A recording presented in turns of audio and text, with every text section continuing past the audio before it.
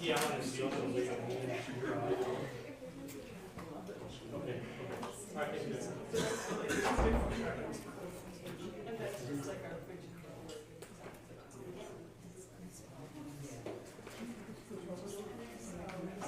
Yeah, I'm not gonna be there. I'm just waiting to see what she. So she can come in before they're going to bring the gun. I don't think we're sure. Oh, shoot. Yeah. That's all I have. I guess I'll go back here.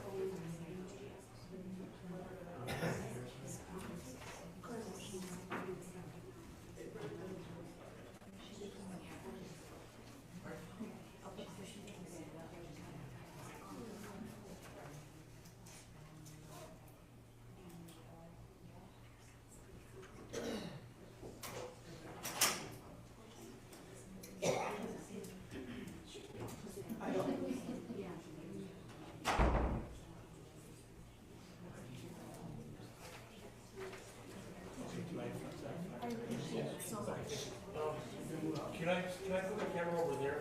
Like, go to the back row next time? I've got to move real quick. Okay, thank you. Let me just send that a text and let you know that it's full. Absolutely.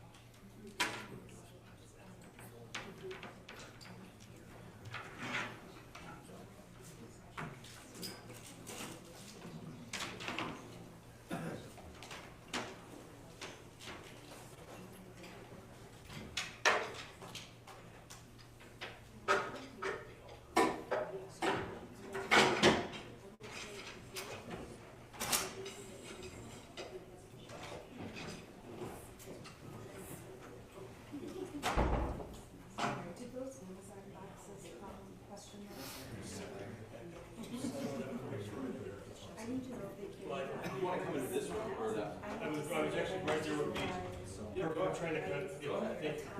Let's go ahead. I'll get out.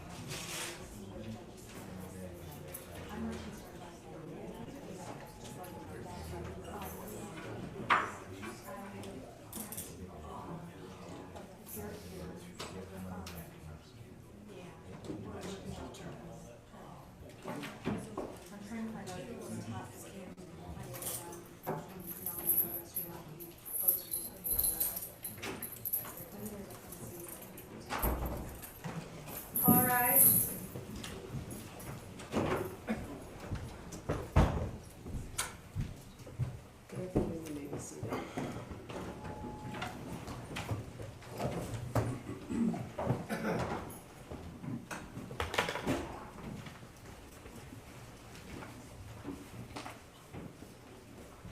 Your Honor, calling People versus Jennifer Crumbley, case number 222799990, FH. Thank you, Marquise, on behalf of people. Karen McDonald, on behalf of the people. Good afternoon, Shannon Smith on behalf of Jennifer Crumbley. Okay, so we're gonna bring the jury in. I wanna let them know that, one of the cameras kind of skimmed someone's face when they sat forward, so I'm gonna warn them about not doing that. I think they moved the camera a little, so I don't wanna freak the jury out.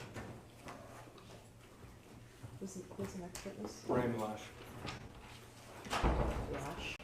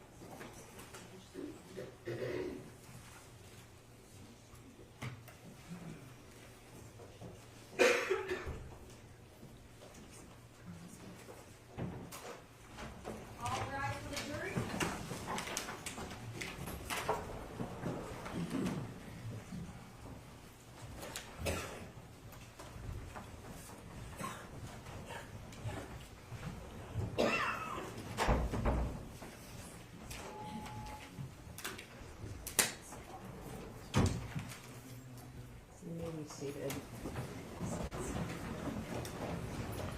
I wanted to let you know that I think one of the video cameras got a quick look of someone of one of the jurors as they pull forward in their chair. So I guess I'd ask you not to lean forward, but we moved the camera too, so. The name of the next witness? Brian Lash. Oh, Brian Malash, okay. Could you step forward? Could you raise your right hand? Do you swear or affirm the testimony about to give is the truth so help you God? Yes. Okay, could you step up and have a seat? And would you state your full name and spell your first and last name, please? Brian Joseph Malash, BRIAN, Okay, so just keep your voice up. Okay. Go ahead. Sir, you're a little soft-spoken, so I want you, as loud as you can, pretend like I'm in the bathroom. Okay. All right. And sir, how are you employed? I'm full-time, my job. Yes, what do you do? I'm a full-time firefighter captain. Okay. Now, sir, do you know James and Jennifer Crumbley? Yes. Not through your profession as a firefighter, but personally? Yes. Okay. Is Jennifer Crumbley in court today? Yes. Can you point to and describe something she's wearing today? Yes, the gray blazer. Okay. Will the record reflect identification of defendant? The record will slow reflect. And again, please, nice and loud. I'm even having trouble Okay. hearing. Sorry. Okay. When did you first meet Jennifer Crumbley? High school? High school? Okay, Yes. so you went to high school together? Yes, sir. When did you first meet James Crumbley? When they moved back to Michigan. Okay. So in between the time you knew Jennifer Crumbley in high school, from the time that they left the state and came back to Michigan, did you stay in touch with her? No, not until maybe Facebook years, a long time later. Okay. And you said you were connected with her on social media? Yes, Okay, so is it fair to say you followed her on Facebook? yes. Okay. What about Instagram? No, I don't think so. Just Facebook? Yes, Okay. Did you know if Jennifer had a son? yes, Okay. Had you ever met him? no, Did Jennifer ever talk to you about issues she was having with her son? no, Did she ever tell you about a friend of her son's? yes. Okay. And tell me what she told you about that friend. It was his friend, and then he went away, he died. Okay. Went away or died? What did she tell you? Yeah, I believe he killed himself. Okay. That's what Jennifer told you? Yes, Did you come to learn later on that that wasn't true? yes. Now, I want to direct your attention specifically to the days around November the 30th of 2021. That's the day of the Oxford High School shooting. Okay, do you recall that event? Yes. Okay. Is it fair to say that from the time period that Jennifer moved back to Michigan up until November the 30th of 2021, you two would communicate on a regular basis with each other? Yes. Okay. In what method would you communicate? Would that be in person, text message, messaging app, or all three? All three. Okay. Did you save any of those messages between Jennifer Crumbley and yourself? No. Now, the morning of November the 30th, 2021, do you recall receiving a message from Jennifer Crumbley? Yes. Tell me about that, please.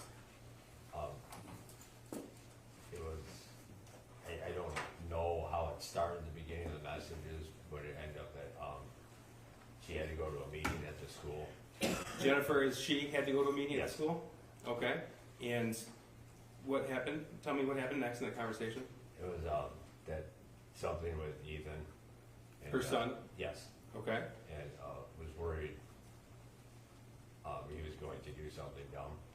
Who was worried? Jennifer. Jennifer's worried. Okay. And she sent you that message before she had gone to the school? Yes, Okay. Now, prior to that, prior to November the 30th of 2021, were you aware that the Crumbleys had gotten a handgun for their son? yes, Okay.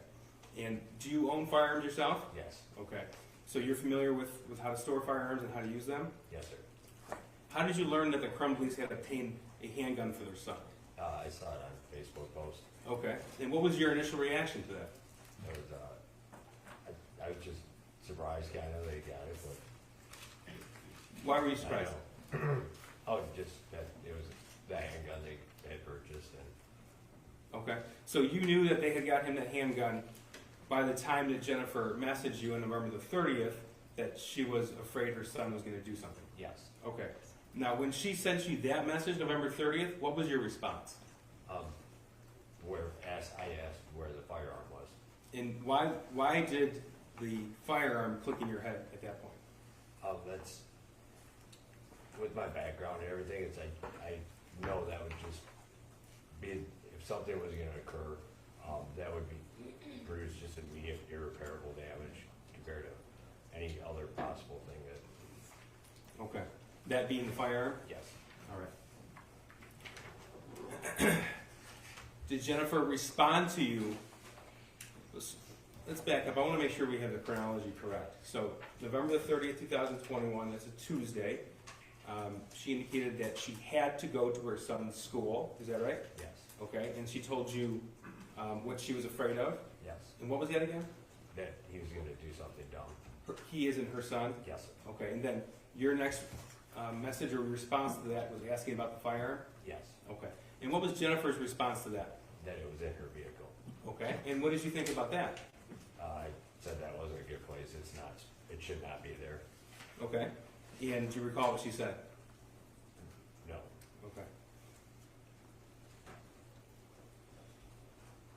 Now, do you recall if this conversation was over the phone or was on a messaging app?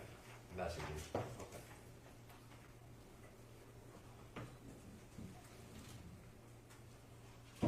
Now, later that day, November the 30th, 2021, did you learn what had happened at the Oxford High School? Yes. Do you recall how you found out about that? Through social media and the news. Now, after that shooting, did you continue to communicate with Jennifer?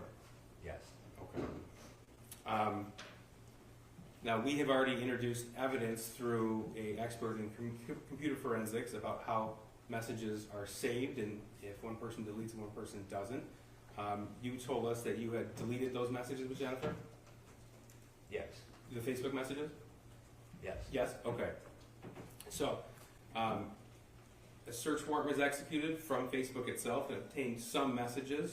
And Your Honor, we have already introduced some of these messages through Edward Wogrowski. The people are going to seek to omit the remaining Facebook messages between Mr. Milosh and Jennifer Crumbley as a new exhibit. That's 426. Exhibit 426. Your Honor, I'd like to just review 426, but if it's the same as what was previously, or just the whole thing, that's fine. I just don't know, is there more than what you gave me before? So, you should have all those, but with Mr. Wogrowski, we omitted 8 pages of that. I'm just seeking to put the whole thing. What's the whole thing? I have not been provided that. This is the first I'm hearing that. Okay. I probably have no objection, but I need, Okay, when you say it's the whole thing, it's the whole communication between Mr. Milosh and the The defendant. remaining communications that begins December the 1st, 2021. It's a PDF. It was printed. It'd be 77 pages long. Okay. And it has the remaining messages because, as we've already learned, when one person deletes but the other person is not able to, Facebook, the server of Facebook can retain them. So this is what's remained. Okay, so how long is this exhibit? It's 77 pages printed out. We're not going to go through all 77 pages, obviously, Okay. but I want to make sure that we have the whole thing. I would just like the record to establish that when I was provided the proposed exhibits, I was provided 8 pages of them. Now, I understand that in discovery, through the 30 discovery dumps I got, I have these. Okay. And likely as we go through, there won't be objections. However, Okay, I'm going to ask him to show it to you. okay, Yes, please, Yeah, sure. I yes. And Your actually Honor, I need printed out a, extra copies. There you go. Okay, Your Honor, I'm gonna need a moment. This is okay, 77 minus 8 more pages than I was told. okay, well, yeah, I mean, there's a lot of discovery, and she didn't specifically know, like, this exhibit list doesn't say specifically. Right, Judge, throughout these Well, they gave me Hang those on, I'd exhibits like on to a respond. disc, You I'd and like to it's guys are respond to eight the pages long. judge. I just want to respond to the judge. Okay. Throughout this Yeah. case, there's been different objections lodged by defense counsel. When we've displayed a portion of a Facebook thread or a portion of a chat, I don't want to have to go through that. I want to just give the entire exhibit to the jury. Okay, And counsel has had this for approximately 2 years. okay, And correct. But, Your Honor, okay, I know what you're going to say. the Okay. disc You they have- gave you me have- of the exhibits there's doesn't mountains. match. There's mountains Right. of information. There's mountains of information. He's trying to admit a portion of the Facebook communication via Exhibit 426. You are not exactly clear what is in 426. You have the right to review that exhibit prior to it being admitted and determine whether you object or you do not object. May I please have some time? I apologize. Yes. In Yes. all fairness, I understand there's mountains of discovery. I've read it all, but I 2 know. years ago. Yes, I know. I was given actual copies of what the prosecution intended to use at trial, and it was 8 pages long. Today they're walking in with 77 pages. They actually gave me it on a hard drive. That's a different exhibit, right? Judge, these are Okay, these it are conversations is, from but- court client or But court in client. addition, Okay, whoa, someone might have to type this someday. Okay, I- so there was another exhibit that was Facebook communication that might have been 8 pages long that was a different exhibit, is that correct? Correct. Okay, what exhibit number is that? That is it's exhibit 151. 151. Okay, all right, And, so Your Honor- this is, yeah, I'm gonna let you look at it. I'm sorry, the point I'm making though is that they identified the 8 pages, they gave me those 8 pages, and as new exhibits have been added onto the exhibit list, they have been providing them to me in advance of a witness getting on the stand. This is last minute craziness. So I apologize. I have to take the jury's time now Okay, to that's fine. review That's fine. something Yeah. that they could have handed me. Judge, this is wholly inappropriate, especially in front of the jury. Okay, wait. I've already explained why Okay, we're doing wait. this. You said specifically in Exhibit 151, there's an order about exchanging exhibits. What your exhibits are different than what discovery is. We've already identified that in compliance with the court's scheduling order. We complied with discovery. This was turned over 2 years You ago. never com- And this is covered in the I stipulation didn't signed by say- counsel. I didn't say that you didn't comply with discovery.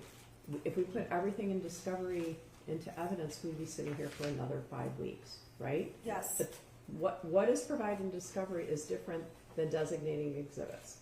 You designated Exhibit 151 as Facebook messages from Jennifer Crumbley to Brian Meloche, and those are pages 51 through 58, correct? So that's been admitted as 151. Right. There's not a description of that exhibit, right? So in what way would she know exactly what that exhibit was comprised If of? she They wants more gave- time, we have no objection to reviewing this. Okay, Your Honor, the answer is they gave me a hard drive with each exhibit on it. okay. I had a hard time opening some of those exhibits, but what's on the hard drive they gave me is the 8 pages in Exhibit 151. They did not include 77 pages. Okay. Did you designate which exhibit it was? Did you? Yes. 151 is a portion of the Facebook thread. I We did know this it is. with exhibits through Edward Rogowski. That's why we admitted 423. We went through the whole Okay, well, process on the I have record. a list of exhibits, and it doesn't say what that one is. Again, I'm just trying to give full context, Judge. We've gone through this with multiple witnesses. Okay. This isn't a surprise. This evidence has been with defense. We have the witness who is the declarant, Okay. and then her client is the other. Your Honor, okay. this is a surprise. Okay, And so to say this is not a surprise, it is a surprise. Okay, it's not- And this is a repeated Okay, done. pattern. Okay, I get it. You guys are repeating yourselves, all right? All of this information has been provided, but there's a lot of information. If someone wants to admit an exhibit, they have an exhibit, and the other side gets to review what the exhibit is and decide whether they object or not. Ms. Smith has objected to almost no exhibits here. They've all mostly been admitted, right? But the defense has a right to review what the prosecutor wants to present as an exhibit. It's not that they didn't have, everybody's had everything. There are boxes and boxes of things. But she has a right to review the exhibit.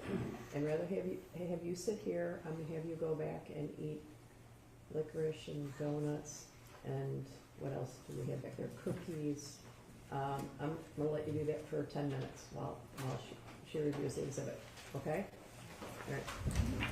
All right, for the jury. I'm sorry. Your Honor, no, I can just review it. That's fine. Hold on. Got it. She has a right to see the exhibit, she can stay here and review the exhibit.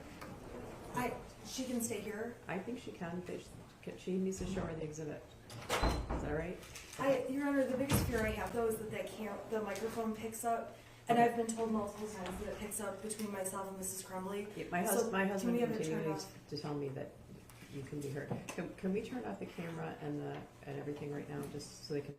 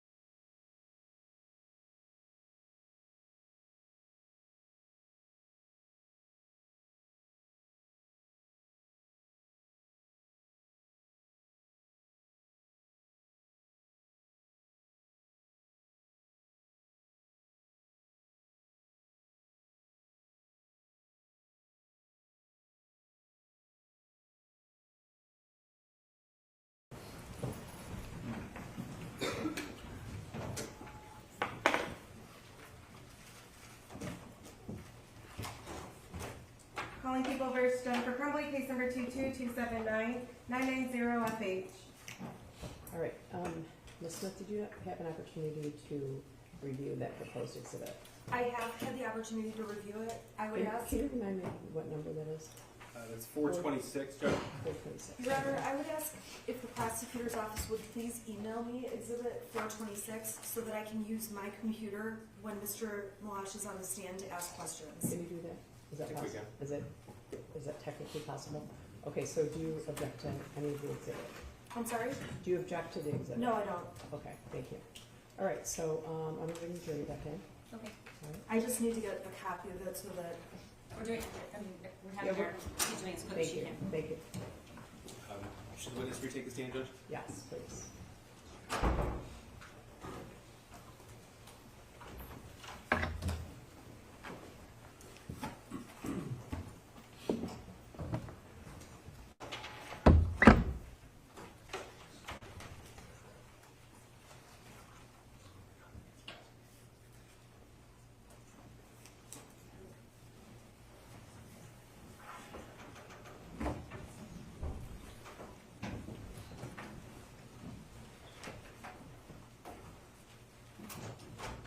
All rise for the jury.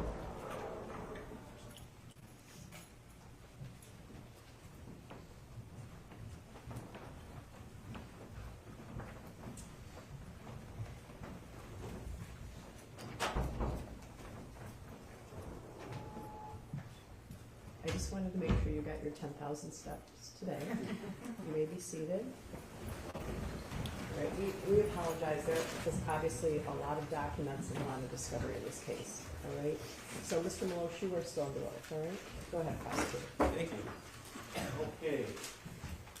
So, sir, was it your common practice then to delete all messages between yourself and Jennifer Crumbley either immediately or shortly thereafter the message was sent and received? Yes, sir. All right. So I'm going to show you what's been admitted as People's 426. You have a screen in front of you. Can you see that? Yes, sir. Okay. Now, this is information received from Facebook through a search warrant. If printed out, it'd be 77 pages. And we have a conversation participants between yourself and J.C. Rumbley. That's the defendant, Jennifer Crumbley, is that right? You have to say yes or no. Yes. Okay. The green, so we know, that's Jennifer Crumbley, correct? Yes. Okay, and then the blue would be you, Yes. Brian Loesch. Okay. Now I'm going to go through some of these with you. We'll start with page 16 here. And I guess first, these begin from what was recovered via search warrant from Facebook on December the 1st, 2021. And we have heard evidence already, so you're aware. See, it says UTC +0. Do you see that right there? Yes. Okay, so that actually means it's 5 hours earlier than the time on that text message, so you know. So the first message here would actually be November the 30th in the late evening hours. Thank you. Now, prior to this message here, did you have any other contact with Jennifer Crumbley from the time she expressed concern about her son to these messages coming to you? Yes. Okay, tell me about that, please. That was, Like, louder, oh, I'm please. sorry. I apologize. It was after the shooting occurred, and it was that the gun was missing. And Which gun? the 9mm. Okay. And I said to call 911. You told her to call 911? Yes, sir. Okay, you told before that you're a firefighter? Yes. So why was it important to you to tell her to call 911? Just to allow the first responders, the police, and whatever, to identify that there's potential what's going on. If Okay. we're missing it and something's going on. All right. Now, it's fair to say that the first message we have here that says 12/1/21 at 2:56 a.m. UTC 0, that's not the first message exchange between the two of you, correct? Correct. Okay, so just everything before that would have been deleted by both yourself and Jennifer Crumbley. Correct. All right. So again, I'm gonna refer to a handful of these pages. And just so you know, this is everything that was recovered from Facebook. Okay, so this is page 16, exhibit 426. Your Honor, I apologize. Does the court have Wi-Fi? Because the file's so large, my hotspot's not going fast enough, and they just emailed it over to me, and I can't open it on my computer. Do you know if there's a password or if there's a... That is so not my department. Yeah, mine either. Mine either, thanks. I appreciate it, though, that the court is helping. Do I go to OCS? Judge, Ms. Nellett sent it again with a reduced file size. Oh, okay. I'll try that. Thank you. I'm sorry, I just can't get it open. Yeah, okay. Go ahead. Okay, in the blue here, this is 12/1/21. So this is shortly before midnight on November the 30th, 2021. And what did you write to her? I can't even keep up. None are threatening. Facebook pulls those down instantly. Okay, and that was in response to what? Sending screenshots showing what was going on and everybody that was commenting through their stuff or regarding them. Okay. That's page 16. I'm going to go to page 33.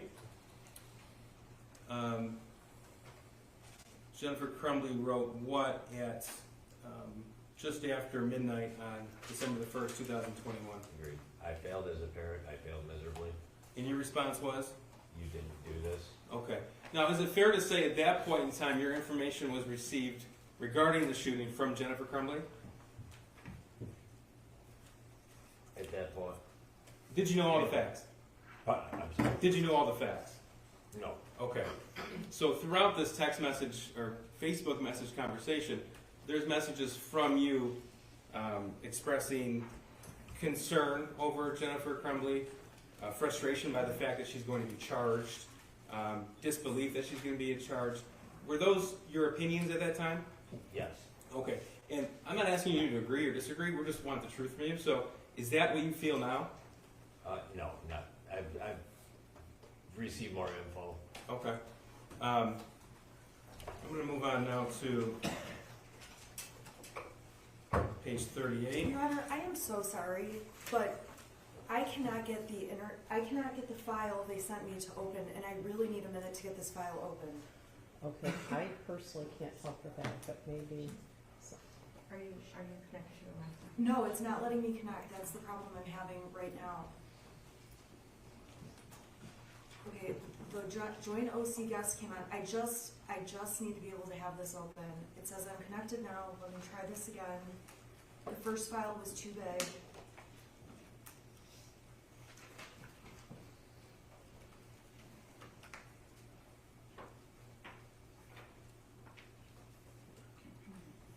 do we need Brandon?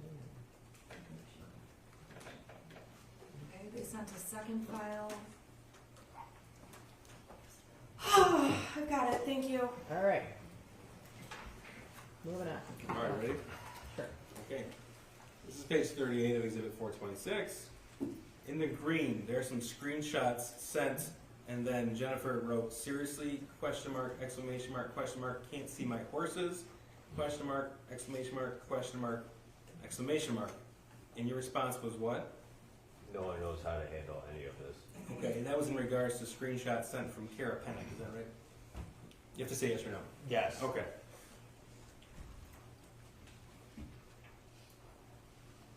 Now moving on to page 42. Your Honor, I'd ask the prosecution to stop leading the witness. I haven't objected, but we've been doing a lot of leading. Assisting. Okay, that's fine. I'll make sure that I don't ask anything that suggests anything.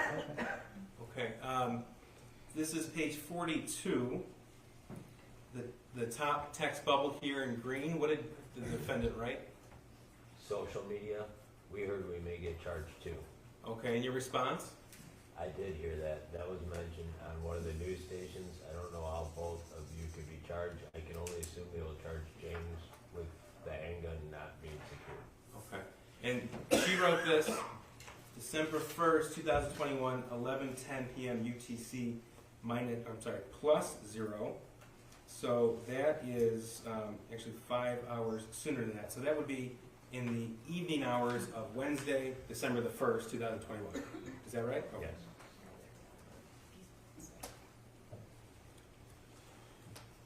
All right. Also on page 42, there's a deleted message here. This is green. Tell us what this one says.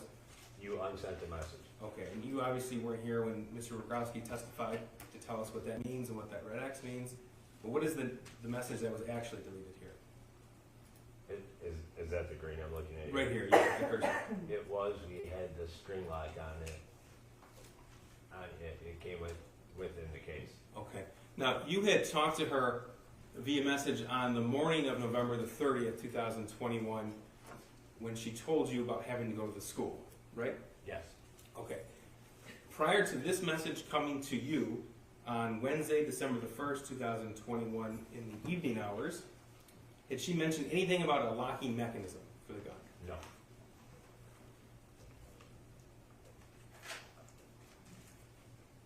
Moving on to page 43. Okay. She wrote this December the 1st, 2021, 11:47 UTC 0. So roughly the same time as the deleted message we just referenced. What did she write? The news articles are saying charging both parents. Okay. In your response? I heard that, but I can't imagine what they could possibly charge you with. Just remember, the news is not accurate. They notoriously fill in gaps where they have no info or report as fact, info they get third hand. Okay. And again, those are your feelings at the time? Yes. Okay.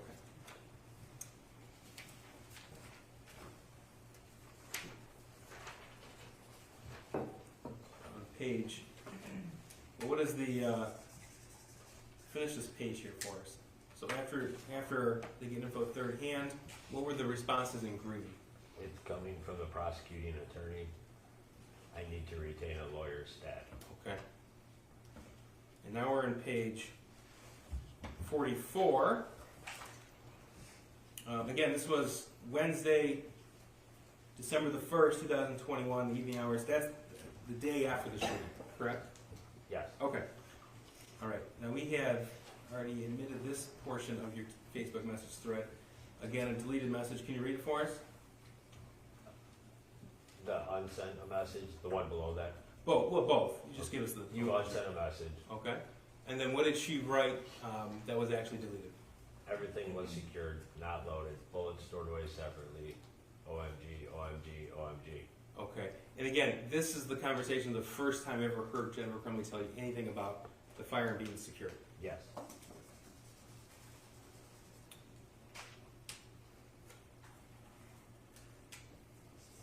I'm going to move on to page 46.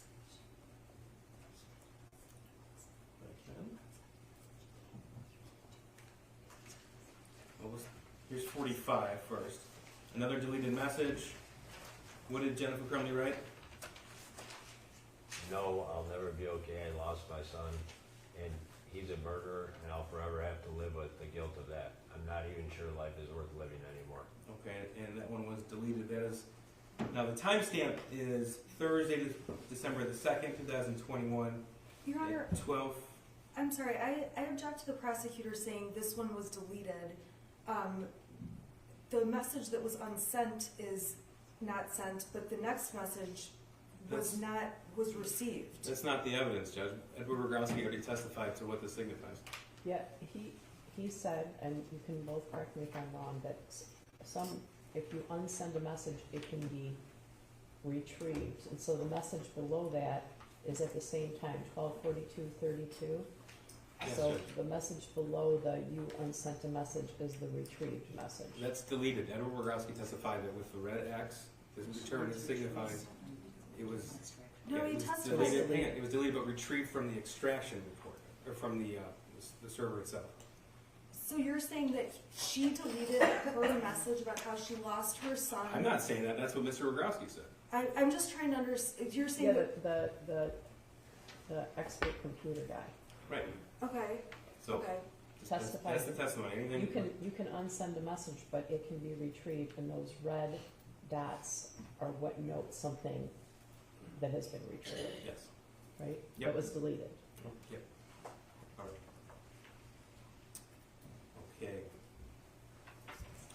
Go to 46. Sorry, I'm some trouble here.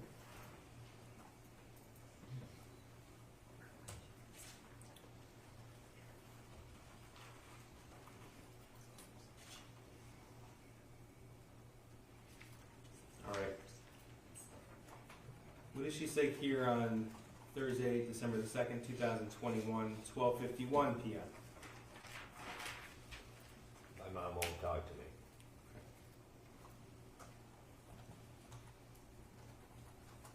In your response? You have more than you know. In our circle, no one is faulting you, and most feel really horrible for you. And then, did you write something else? Your mom won't. Okay. And then the next page, what did she say? She blames us.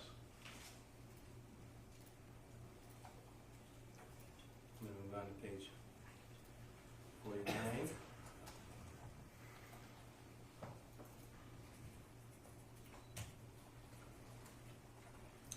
Okay, tell us what she wrote here. The top. Yeah, go from the top. And we will never be the same. In your response? Never, ever. And she wrote what to that? It's like mourning the death of my child.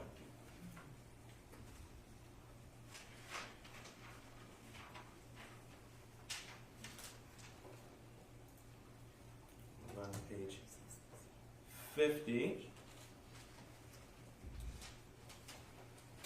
Their discussion about obtaining an attorney. Yes. Okay, what did she write? I know we're working on retaining one right now. Okay. And then what does she say regarding the charges she might be facing? They're saying involuntary manslaughter. Okay, so that is Thursday, December the 2nd, 2021, 1:31 p.m. DPC plus 0. So that's actually the morning of Thursday, December the 2nd. All right, that's 50. Now here's a deleted message. This was already admitted. Can you read us, please, what was deleted from Jennifer's phone? We're on the run again, helicopters, not sure where to message you. We'll move on to page 53. And she wrote something to you right here at December the 2nd, 2021, 4:40 p.m. plus 0, so that's 11:40 a.m. on December the 2nd. What did she write to you? We just bought new phones with old numbers to take care of all of this shit. Okay. And the next message? Clear your cash. Okay. And then what was your response? Good move. What did you take that clear your cache to mean? What does that mean? Just clear messages off, I guess. Off of a device? Yes.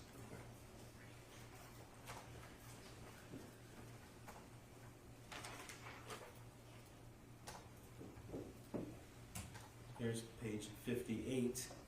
This was also previously admitted. Tell us, read us this deleted message. We're fucked. And she said that to you Thursday, December the 2nd, 2021 at 2 p.m.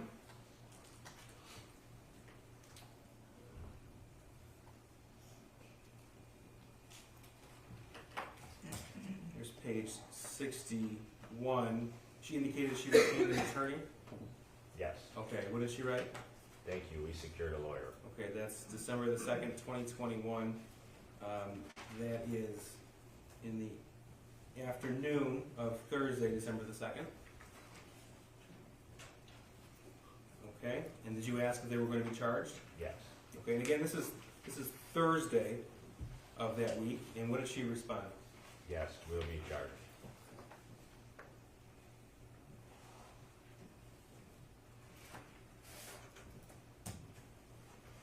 Now, this is page 64. There are some photographs here that she sent to you. Have you seen these photographs before? Yes. Okay, and do you recall what they depict? Yes. Tell us about that. There's a gun and a person bleeding, and the thoughts won't stop, and I can't recall about Okay. one other. But that you recall that? Yes. Okay, and what did you think of that? Disturbing. Okay. And she sent that to you, and then what did she say in the message right after she sent you that picture? this is what they found, a non-threat. Okay, she was referring, who did you think she was referring to? A school, The school, okay. And let's go through this conversation. What did you write? and never even notified a liaison officer. That was your question to her? Yes, sir. And what was her response? But the paper they showed us had all these things scratched out. Okay, now, did you know that she was actually sent the paper without things scratched out? No.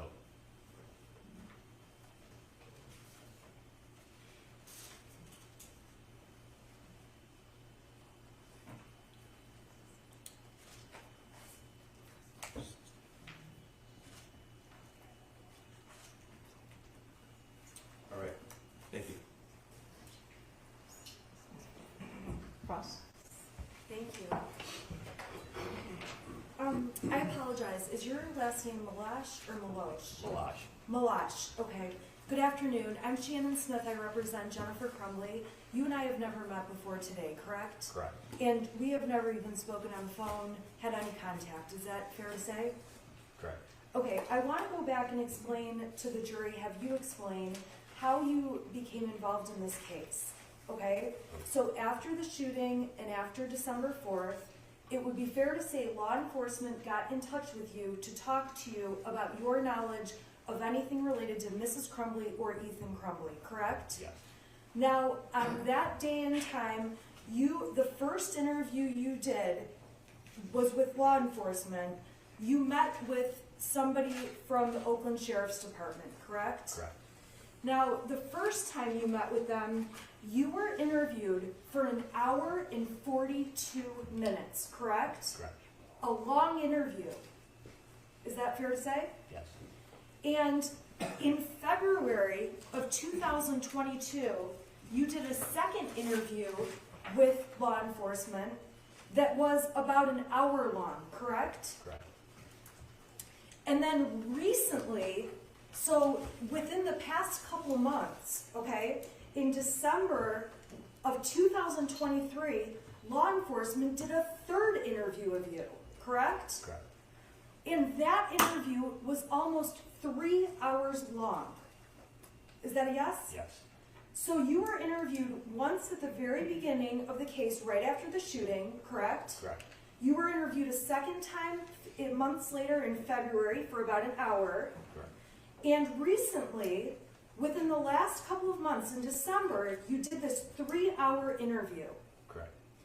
It's fair to say that throughout all 3 interviews, you tell law enforcement repeatedly that you have memory problems, correct? Correct. You do not have a good memory. Correct. I am not trying to be mean to you, but you have repeatedly said you don't have a good memory. Is that correct? Correct.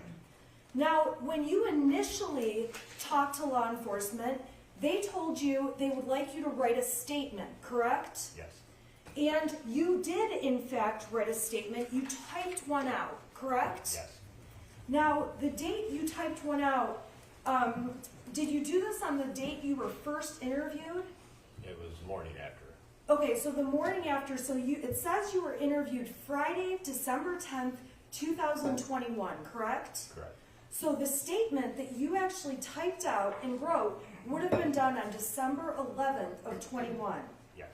Now, it's fair to say that in the statement, you gave law enforcement and police as much information as you could remember, right? Yes. And this time when you wrote your statement, this was way closer in time to the shooting than we are today, correct? Correct. Now, when you wrote your statement to police, a lot of the new information you're sharing was not in your original statement, correct? Correct. And you would agree with me that during the hours of interviews you've had with law enforcement, they have given you different pieces of information against Jennifer Crumbley, correct? Correct. And you have not had the opportunity to take all this new information you're getting against Jennifer Crumbley and talk to her about it, correct? Correct. The last time you talked to Jennifer Crumbley was December 4th of 2021. Is that a yes? It's fair to say that police they have asked you the same questions over and over and over. Is that correct? Yes. And when they ask you the same questions over and over and over, you can tell sometimes they don't like the answers they're getting from you. You can tell that. Is that a yes? Yes. Okay. I need you to be loud. Sorry. Okay? Thank you. Apologize. So when you can tell they don't like the answers, you keep talking to them, correct? Correct. And when they've been interviewing you, they have started to talk to you about things like your job and your benefits, correct? Correct. And they have said things to you like, if you're helping Jennifer Crumbley, you could lose your job as a firefighter, correct? Correct. They have said things to you like, if you're helping Jennifer Crumbley, you're going to lose all the benefits, your pension, things like that, correct? Correct. It's fair to say that when you've talked to law enforcement, they have said things that make you feel like you're going to be in trouble because of your friendship with Jennifer Crumbley. Correct. So when you're up here on the stand today saying some of these things, we can agree they are brand new within the last few months. Yeah, new that I've seen. Okay, so That's a reason. largely what has influenced you to change what you say, what you said initially, is because police have talked to you and made you change your mind, correct? It had to make me, from my original, that more information was needed. I'm Right, unaware of so the information so my needed. point is, you talked to them at first, back in December, right after the shooting happened, right? Yes. And then law enforcement met with you 2 more times and gave you information, right? Yes. And they told you that if you were helping Jennifer Crumbley, you would be in trouble. Judge, objection, we're getting dangerously close to what defense counsel has sought to exclude, and I need to be able to redirect. Yeah, let's be careful. Well, the door's open. Okay, let's be careful. If counsel is gonna lay the implication of a certain reason, Well, you're asking whether law enforcement threatened him in order to get him to lie? Yeah. then the door is wide open for the people. It might be, Thank you, Judge. well, I don't care if the door's open. That's fine. Mr. Yeah, then I think we need to excuse the jury and have the That's fine. defendant make a record. No, Your Honor, we've already done that. That is not what needs to happen, but if the This jury is needs to be excused, something that's different. fine. you tell me, you tell me. This is something different. Well, there's allegations here that somehow this witness was intimidated by the police, and I would take that very seriously. So, if that's true, the jury should know that. So, that's a serious implication. So, Judge, we can't allow counsel to say those line of questioning and prevent the people from having the witness give the whole story. I'm not trying to keep the whole story. We can do that right now. They want to make a record that's not needed. I'll ask the questions. okay. Okay. Mr. No, we Maloche, need Mr. Maloche. okay. For proper purposes, we need a record made, Judge. Okay. All right, 10 minutes, guys. Maybe All 5. rise for the jury. I'm sorry, Mr. Maloche.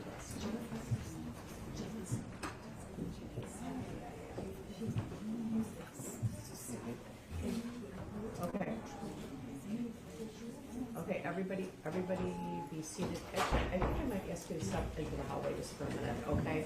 We'll be right with you. I know it's not a very comfortable position to be in. We're doing our best, okay. You may be seated. Okay, so we had a motion to eliminate, gosh, wait, when was that? November, March, when was it, 2022? And certain evidence was excluded, right? Yes, Judge. Specifically, counsel sought to exclude all evidence of extramarital affair. Okay, so, Now, yeah, as an offer of proof, this witness, when asked, will testify that he didn't want that information out in the public domain. Now, I didn't ask him any of that information. Counsel is choosing to cross-examine him in a fashion which makes it appear that he has either been intimidated or willfully lied about statements made. He has a reason why certain statements have changed, Judge, and if counsel is going to be allowed to introduce this to the jury, we have to be allowed to rehabilitate him and show what actually happened. And if counsel does say the door is open, like she just said, first, I would like a record from Jennifer Crumbley herself that she acknowledges what this means. It is her decision in consultation with her attorney and is part of trial strategy. Well, credibility of a witness is always at issue, and so is a motive of a witness. And I did exclude that evidence at your request, subject to later information that if indeed something having to do with their relationship lent itself to gross negligence or dereliction of duty, right? So I did grant that motion. So what is your position now? Because the jury can't be led to believe that they, waterboarded this guy to get him to talk or something, right? Your Honor, my position is that if the court has found I've opened the door, the court has found I've opened the door, and I would like to proceed with questioning. Oh, okay. Well, I'm gonna put that right back in your lap, right? Because you're asking me. I'm asking you. Oh, I'm fine. I would like the door to be opened. I would like to be able to fully cross-examine this witness. Okay, could you raise your right hand? And Your Honor, I would object to the court asking Mrs. Crumbley about this. This is trial strategy that's left to the attorney. Judge, no. We need to have a full record for appellate purposes. A record of what? Go ahead and Of voir dire of the defendant, just the way the Facebook message was introduced, that it is in consultation with her attorney. She understands what this means. She understands that counsel cannot use that prior ruling to her advantage. She understands that at her behalf, counsel has sought to exclude certain things and was successful. But now, counsel is adamantly requesting that ruling not be put in place, allowing the prosecution to cross-examine this witness, and when the defendant testifies as well, that's all out in front of the jury. So that's now fair game for when the defendant takes the stand, for which she's indicated she is going to do. Okay, well, I guess I would say if the defendant takes the stand, it is fair game to the extent it's relevant, Of course. right? It's always to the extent it's relevant. Right. I can certainly envision a possibility how it might be. Your Honor, I suppose the first thing I need is a ruling if I've opened the door and if this evidence is now relevant about the affair. Because I still think it's relevant that police threatened and made Mr. Maloche say things that were inaccurate, irrespective of the affair. Okay, well, I don't know what happened.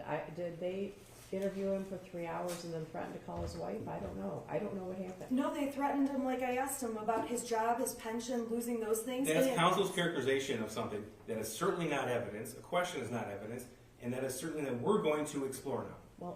Well, I guess the prosecution is saying he initially had a motive, perhaps not to be completely truthful to the police because he didn't want his private relationship with the defendant revealed, which, I guess is understandable, but it sounds like maybe he wasn't completely open and honest with them as a result of that. But Now, all prior, I didn't mean to interrupt, but now all prior consistent statements would be admissible under MRA 801. But first, I'm not going to let you let the jury think that the police, threatened him or did something to make him say something he didn't mean just to avoid repercussions to him, whether it's employment-wise or personally. That's fine. Your Honor, I have opened the door, and I want that door opened, and I want to fully examine this with this witness. again, voir dire I'm from the gonna defendant. ask her, okay, can you raise your right hand? Do you swear or affirm the testimony about to give is the truth so help you God? I do. Okay, you can put your hand down. Mrs. Crumbley, I want to make sure, this has been kind of fast and furious here, right? Okay, so I want to make sure you know what was going on. A year and a half ago, there were some motions that were filed about keeping some evidence out. Correct. I guess I would suggest that now that we're here 2 years later and there's more information about the case, I can't even tell you if I'd rule in the same way, knowing everything I know now. But that being said, I want to make sure you understand what your lawyer said, which is that I previously ruled that in and of itself, the fact that you were having a romantic relationship with this man, to me was not evidence in and of itself of gross negligence or dereliction of duty. Therefore, I granted your attorney's motion to keep that information out of the trial. You understand that, Yeah. right? Okay, but now, this gentleman is being questioned about why he did or didn't make certain statements to the police. And your attorney, has indicated in front of the jury that he might have some motives, or maybe he's been threatened by the police. And she has said to me that she wishes to pursue that line of questioning. And I want to make sure that you are supportive of that. I trust her, so yes. Okay, so you understand that then we're gonna crumple my order up about that and throw it in the trash and go forward. I do. You understand that? I do. And you agree, I guess, yes. Okay. Do anything? Judge, I think I should make a record so the defendant and perhaps counsel knows for sure. It's not just an affair with one man that was uncovered. There's web searches now. There's trips during work hours. There's when she was on actual work trips with other individuals. It's not just this person. It changes the tenor of the entire trial. I don't think that that's appropriate. You're asking why this Judge, witness- counsel has alleged that 2 investigators with 30 years of experience have committed basically a crime by intimidating a witness and lying to a witness, and that it requires a strong and accurate response. This changes the entire case, Judge. I can't let that comment go without being corrected. Okay, well, I don't know any of this information. You're going to ask him, this witness, why he was protecting her, or why he didn't give full information to the police. We're not going to go off into Never Never Land and talk about trips or Well, trips with him, though. Trips with him when she said she was at work or using her son as an excuse to go somewhere. Trips with him in particular, Judge, that goes to the heart of gross negligence and failure to adhere to your parental duty. That is a part of the case that we moved past when the court issued the ruling. About that. Your Honor, lots of people have It was affairs excluded. that don't have children that shoot up a school. That's not true. Again, counsel's now seemingly asking for the same ruling that she No, had I'm not. achieved before. I'm not. I don't care. I don't Okay, care. I don't know what you're asking me to do, because I haven't seen any of this evidence. At the time that I granted the motion to eliminate, I don't even think some of these things were known. So when you say you're opening the door or whatever's happening, I want to be clear on how far the door is open, because I also don't want to have this isn't a trial about she isn't charged with being immoral. Okay. Of So- course, so but she that's is not- charged Your with Honor, failure to adhere to her I parental understand duty. that. Your I Honor, understand that. It's going to come out that they had an affair, okay? It is not because of the affair that Mr. Maloche changed his statement. The first time Mr. Maloche was interviewed, he told them about the affair. The second time he was interviewed, he told them more about the affair. The third time he was interviewed, he told them even more about the affair. That's not his motive for changing his story. His motive for changing his story is because law enforcement put pressure on him and made him fear he'd lose his job. All right. That is completely inaccurate. Again, Okay. now It's we in have to interviews. introduce witnesses. We're Okay, gonna have to I'm correct not her. addressing that right now. I'm addressing the now we're going to put in all this information about affairs and all kinds of things that she was spending time with him instead of her son. How far are we taking this? That's what I want to know. I guess it depends on the questioning. Okay, well, Because if that's the record, and if that's the request, and if that is the defendant's wish, Judge, that's fine. But we are going to go through that door with the evidence that we have. I'm not privy to the information. I don't know what happened. I don't know what the police reports say. I don't know what he said about his relationship with her. Right? I don't know that. But it's also, this is not a trial about her morality, so I want to make sure that we stick to the elements of the case and what you're required to prove, which is not that she's a bad person. That's Judge, not what we're here about. Counsel has made it a trial now, and if law enforcement is appropriate or not. So Whether law enforcement was appropriate with Mr. Malash or not has been made an issue. yes, But are we gonna have another week of trial about how terrible Mrs. Crumbley is and? this is the same argument as when the court brought up the pictures of the home. Nobody is arguing that they're terrible or dirty. We're arguing that they were grossly negligent in adhering to the I parental duty. understand what you're and it arguing, that's caused why I want death. the evidence to be relevant as to that. And Judge, we stuck to the very fine line that this court gave us in the ruling. I know. Counsel's the one who has suggested, not just suggested, but actually alleged, that 2 investigators intimidated and lied. I understand that, has definitely been raised and definitely should be evaluated. But I don't know what else you're asking to present. Well, at a minimum, those investigators have testified regarding their statements. At a bare minimum, Judge, there's a number of items found off of the defendant's phone regarding the extramarital affair. The timing of that is important. And if you want us to stick to just what happened with Mr. Malash, that's fine. But there is a vast amount of evidence to draw upon, and I'm uncomfortable at this point with the defendant saying, I guess, maybe. I think she needs to speak with her attorney, and I think that record needs to be made clear. We've already spoke about it, Your Honor. We've spoke about it extensively, and an affair is what an affair is, and if they want to sit here, it'll just make my case even stronger that all they are doing is punishing Mrs. Crumbley for the wrong things. Okay, but I guess I'm at a disadvantage because I don't know, only the defense and the prosecution know what's going to come out. So does she know the extent of what's going to come out? I don't. So She knows the extent of what happened, and what's going to come out is going to be the truth about what happened. okay. And at this point, her life is more important than her dignity in terms of, she had an affair. Lots of people have affairs. I mean, that's, the bottom line is, at the end of the day, doesn't mean you know your kid's a school shooter. It doesn't mean that you know your child is going to kill people. Well, I understand that's your argument, but I have a duty to evaluate evidence, determine if it's relevant, and if its relevance is outweighed by its prejudice. So that's what I'm trying to do, sort of in the dark here. Well, Yeah.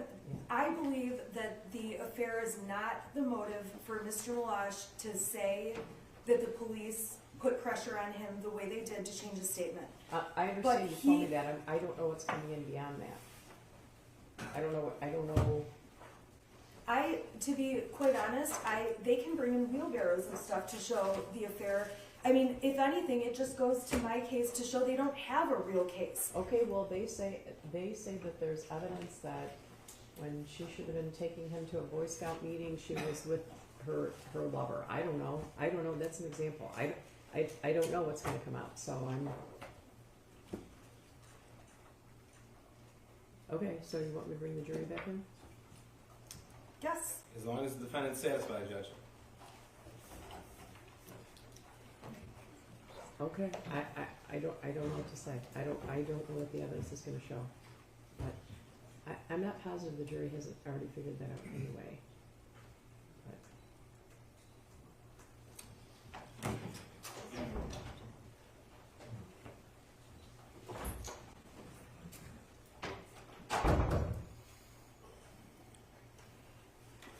You ready for the jury? Yes? All right.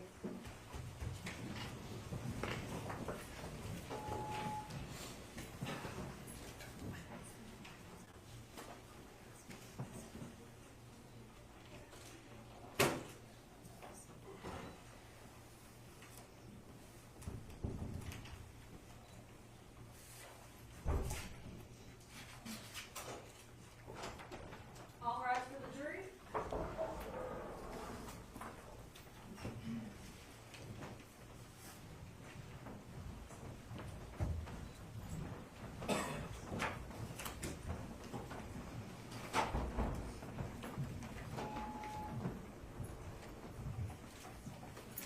All right, you may be seated.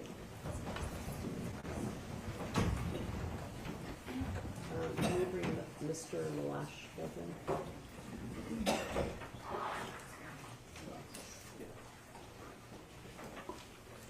Please walk this way, sir.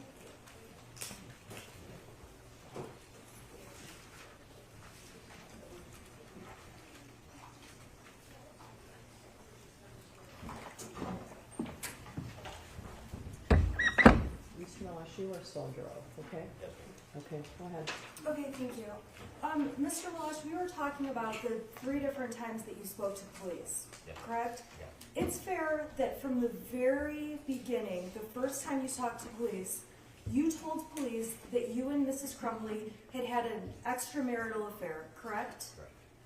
You told police from the very beginning your relationship with Mrs. Crumbley involved a sexual relationship, correct?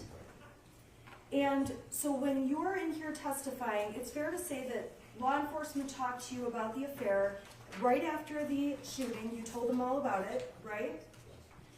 I'm sorry, I need. Yes. Judge, I think counsel needs to be specific. She's saying law enforcement and using general terms, and she needs to be specific when asking this witness question. Well, there's a lot of different law enforcement, so it probably would be good to be specific. The first detective that you had an interview with, you told him that you and Mrs. Crumbley had a sexual relationship. Yes. Right, again, identify who she was speaking to. Do you recall who was the first, which officer are you talking about? Which one am I talking about? Yeah, the first, you're asking him Sure. about the first one who interviewed him. I'm assuming you know who that is. There's lots of law enforcement. I know, which is why I have the name, but Okay. Do you remember who it was initially, Mr. Marsh? Okay. it appears to be Lieutenant Weir. Does that sound correct? Oh, no, I'm sorry. You talked to Brian Joseph the first time, correct? I don't know. Okay, okay, does it sound right if I said you spoke to Brian, I'm saying your name. Okay, on 12/10, you went to the Oakland County Sheriff's Office, the Brandon Township substation, correct? Correct. You were interviewed at approximately 15:30 hours, so that would have been, what, 3:30 in the afternoon, Correct. okay? And on that day, I'm having a difficult time telling which detective it was that did that interview. It was during that interview, though, that you gave them a copy of your Facebook Messenger thread, correct? Correct. You gave it to them on a thumb drive? Yes. And you specifically did turn that drive over to Sergeant Brian. Do you recall that? I don't know. Okay, if I said the person that you handed the thumb drive over to, was that the same person who did the interview with you? Yes, they used the thumb drive on the computer. Okay, I'm just checking. If the police report says you gave the thumb drive to Detective Joe Bryan, does that sound right? I had no possession of the thumb drive. We were on a computer at the substation. So he asked you for access to your messenger. Correct. You gave him access, Correct. and Detective Joe Bryan was the one who downloaded the messages. I don't know the detective's name. I think Joe Bryan was a different interview.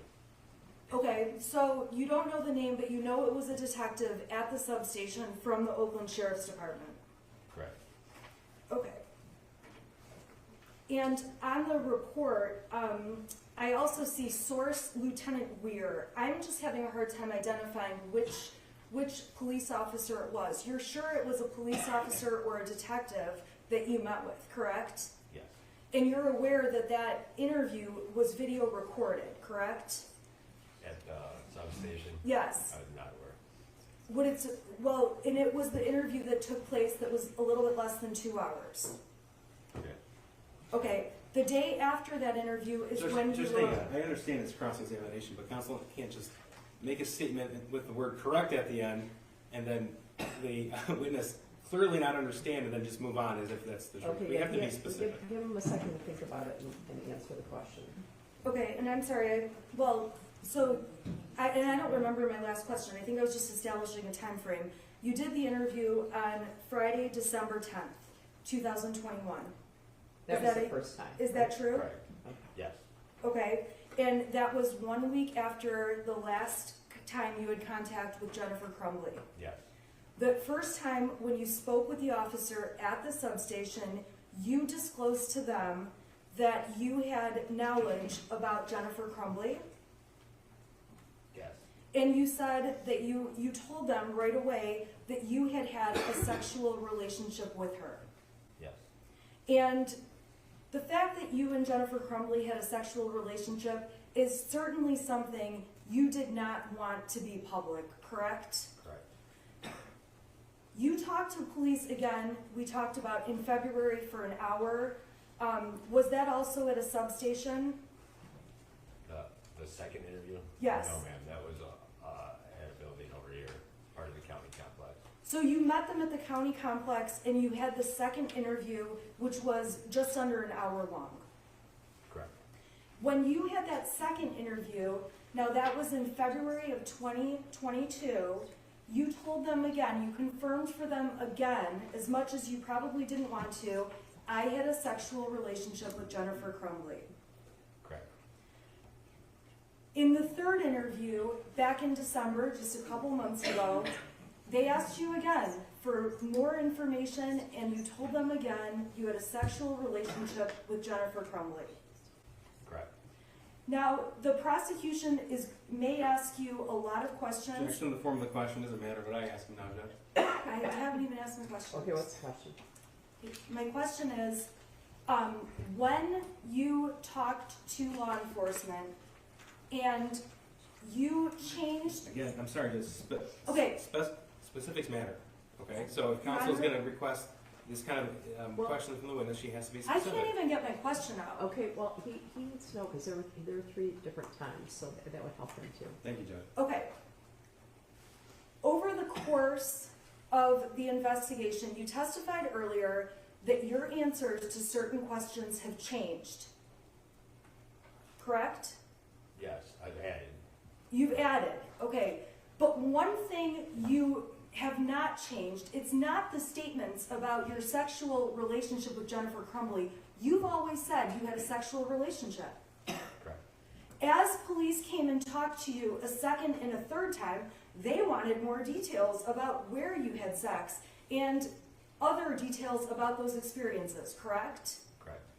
Now, when I was asking you if you felt like you were threatened in any way, that had to do with feeling threatened that your job was at issue or that your benefits could be lost, Judge, I'm gonna correct? object again, form of the question, she needs to be specific. She's gonna ask something like threats, that needs to be specific. Okay, then I'll go to the third interview, I'm sorry. Yeah, In be the- specific. Okay, I'm going to be very specific. In the third interview, when you talked to them in December, they specifically said to you, talked to you about your job employment as a firefighter, correct? Correct. They specifically talked to you about the details of your benefits, including your pension, correct? Correct. They made you feel like if you didn't give answers they Objection in wanted, the form of the question, they made you feel. How could he possibly testify to what somebody else's intent was? That would be speculation. It'd be speculation. I'll ask how he felt. Okay. When you were in that third interview, you were scared at the thought of losing your job or benefits. No, I was not. You do not want to lose your job or benefits. No, I don't. And when you were in that conversation with them, it was during that third interview that they asked you the same questions you had been asked many times before, correct? Correct. And they were saying very negative things about Jennifer Crumbley to you during that third interview. Judge, specific. Yeah, Objection in the form of the question. yeah, negative like what? They told you that they had evidence of Jennifer lying about things, correct? Correct. They gave you the impression that you didn't know everything about Jennifer Crumbley. And speculation, Judge, they gave I'm you asking the his impression. Hang on, I'm impression. not done. They gave you the impression. If she wants to cross-examine him on statements, she can, but she can't make a broad statement about what their intent was. That's speculation. Well, their intent is speculation, but if you have specific examples of things that were said potentially by the police to this witness, you can ask the witness that. Okay. Specifically, the officer talked to you about ranks within the fire department, correct? Correct. They talked to you about seniorities, correct? I'm correct. They talked to you about all the training you had to go through to take each position and the seniority levels at the fire department. Correct. You explained to them how you got to each position at the fire department, correct? Correct. The officer explained to you that it's important that all the cards are on the table, correct? Correct. And then the officer begins to talk to you and reassured you you're not in any trouble. Is that a true statement? Correct. And they begin to tell you things. That officer tells you he's not trying to be threatening to you, but he wants to put the cards on the table, correct? What page are we talking about It's here? at 18 minutes and 57 seconds in the third interview. Do you recall that? Yes. And when he told you that the cards should be on the table, I'm asking your impression, took that to mean that your job and your benefits could be on the line if you said anything favorable for Jennifer Crumbley. Objection, he just answered that he wasn't threatened. He just was asked that question and said, no, I wasn't threatened. Okay, was there a specific threat made to you? No, ma'am. Was there any kind of veiled threat? Did you take anything as a veiled threat? Yes, just that the information that's now out regarding my relationship was gonna be out publicly. Okay. Okay, so there were veiled threats made against you. That, Yeah, hold on. I'm just clarifying. That was What does veiled threats Well, mean? I asked if there were any. I know, Judge, and that's fine. The court's entitled to ask whatever the court Okay, likes. I but- asked if there were any veiled threats, so that was his invitation to say, yes, they said that they would call my boss, or they said that they would, make sure everyone in my union knew, whatever it is. Those are all great questions to ask, which I will. All right, all right. okay. When you were interviewed in the third interview that lasted 2 hours and 45 minutes, it's fair to say you discussed far more than in the first and second interview with police. correct. And when you were interviewed the first and second time with police, when it was closer to the shooting, you would agree with me that you were truthful in those interviews. Yes. And during those first and second interviews, you also, in between those two, wrote a statement that you typed out. Yes. Okay, so some of the information that you're saying now is only from, and I'll go through specifically what I mean. So when you were interviewed in those first and second interviews, you never said that you thought there was something wrong with Ethan or that he was disturbed, correct? Correct. And today when you're on the stand, you're saying you believe he was disturbed or there was something wrong. Fair to say? Yes. And in part, the reason you have changed your opinion is from information the police told you when they did those interviews with you, correct? That and through the media and everything else, additional information I've gained around the situation of people. So you got additional information from the police, which you don't know whether it's true or not, correct? Correct.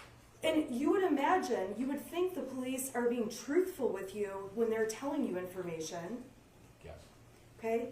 And if they're not being truthful with you, you're believing what they're saying anyway. Yes. And you would agree with me, because you just said you also saw a lot of media reports about various things in the case. Correct. Now, the media reports in the case have different information than things you initially thought or saw, correct? Correct. So when you've seen the media reports and you have a police officer telling you that the evidence you didn't know, it has made you second guess what you knew back right after the shooting, correct? It didn't make me second guess. It just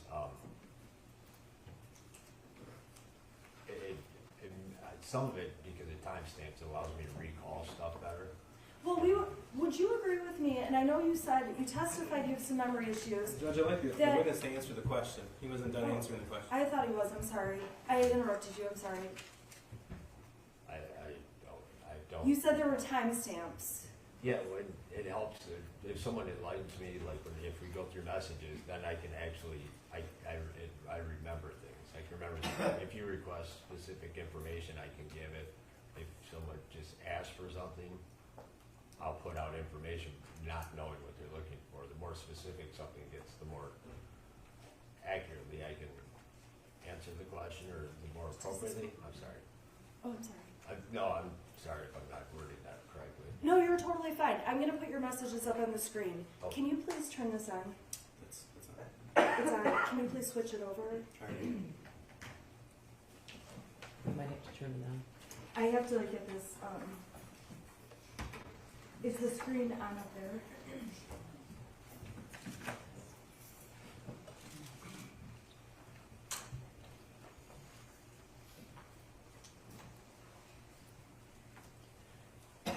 Okay, you and I would agree that when you sent these messages back in November and December of 2021, when these messages were sent,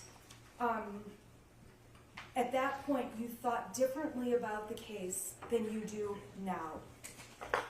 Correct. But the information you had at the time was information that you had personal knowledge about because you had just talked to Jennifer Crumbley and had just exchanged all these messages, correct? Correct. You would also agree with me that when somebody in the courtroom shows you one message without the context around it, sometimes it's difficult to remember all of what you were talking about, correct? It can be. Right. So for example, the prosecution asked you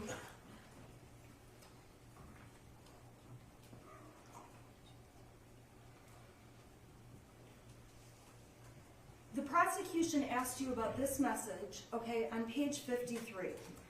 And I'm going to go up a little bit, and then we're going to go through it to see if the answer might be different. Okay. When you testified to the prosecutor, you recall testifying that Jennifer Crumbley, you believe, told you to delete all your messages, correct? And I'm going to go down. I'm so sorry. I was just referring to what I read. Okay, so 53, they just put up this text that says, clear your cache, I don't know, how do you say that? Cash. Okay, they didn't show you the messages before it or after it, correct? Correct. Okay, so let's go up a little bit before it, okay? Prior to that conversation, so if we just go a little bit up in the messages, okay? Jennifer Crumbley says, and this is specifically on page 53, and I'll leave it still, I apologize. Jennifer Crumbley said, can you see if James's account is deactivated? Correct? Correct. Now by that, you knew she was meaning his Facebook account. Correct. So you said, and it's up on the screen, I'll check. Your next message to her, about a minute later, was nope, still up, correct? Right. Now, you would agree with me that you were responding to the message about is James's account still up? His Facebook account. But yes. So while you were having this text conversation, you went in and checked to see if you could see James's Facebook page. Correct. Now, Jennifer says to you, and I'm going to just keep going further down, we just bought new phones with old numbers to take care of this shit, correct? Correct. And at that time, it's when she's trying to delete all social media accounts. You are aware of that, correct? Yes. And Jennifer types to you, and this is the message the prosecution brought in, clear your cache, clear your cache, correct? Correct. And you said, good move, correct? Correct. She says after clear your, I'm going to say cache because I don't really know how you say it. She says clear your cache, then check, okay? And you wrote cache cleared, it's still up, correct? Correct. By clear your cache, she was saying close Facebook and restart Objection, it. Judge, again, speculation. Well, it does call for speculation. I can ask him what he thought it meant. I'm sorry. Okay. Okay. When she's trying to find out if his account has been effectively deactivated, What did you do to see if the account had been deactivated? What it says, I cleared my cache, it means I went to Facebook, cleared the cache, which keeps, I don't know the computer terminology, but it tracks stuff and whatever, so it kind of would make it refresh, so I could get a fresh view. So you wanted to refresh it to get a fresh view to see if the open account was then closed. Correct.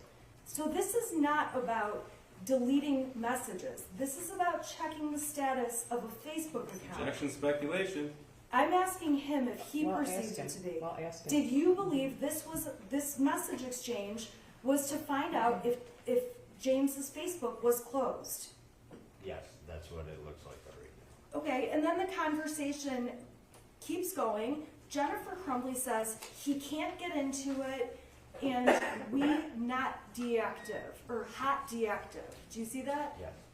And Jennifer writes WTF. Do you see that? Yes. And then you wrote, whatever you did, the second attempt to deactivate your account worked. Do you remember that? Yes. Okay, so looking at this now, then Jennifer says, so it's gone. And she says his, to specifically ask you, his Facebook account now is gone, correct? Correct. And you say, no, it's still up. Then you say his page is gone, right? Correct. Okay, so when we look at more context around that message, clear your cache, do you believe that the intent was to have you refresh to figure out if the Facebook account was active and had become deactivated? Yes. Thank you. All right.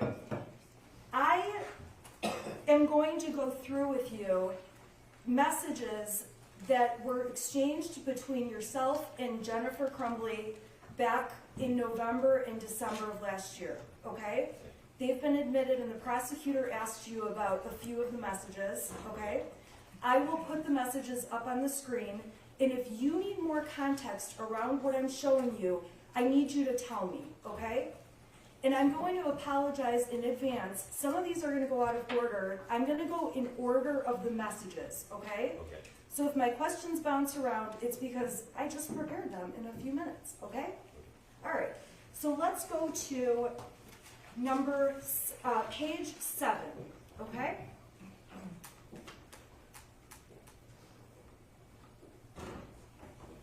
Okay, and this is,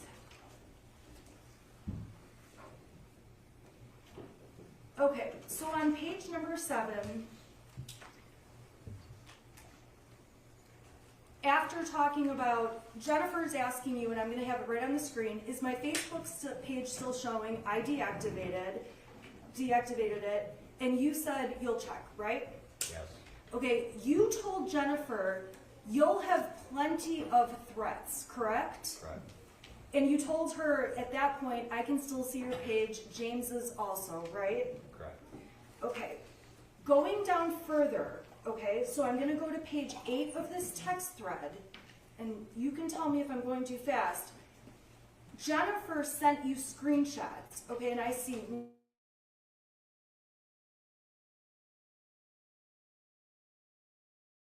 she had received, correct?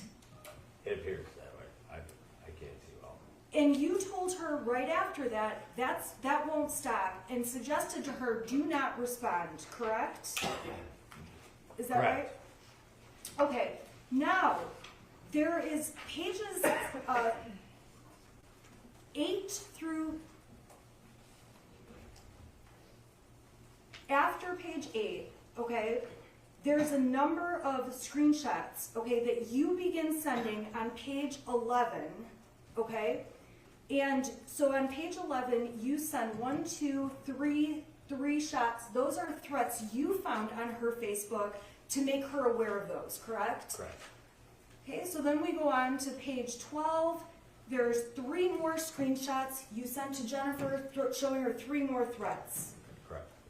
Then going down, okay, and I think the jury is getting this, page 13, 14, 15, and 16 all contain more individual threats against Jennifer, correct?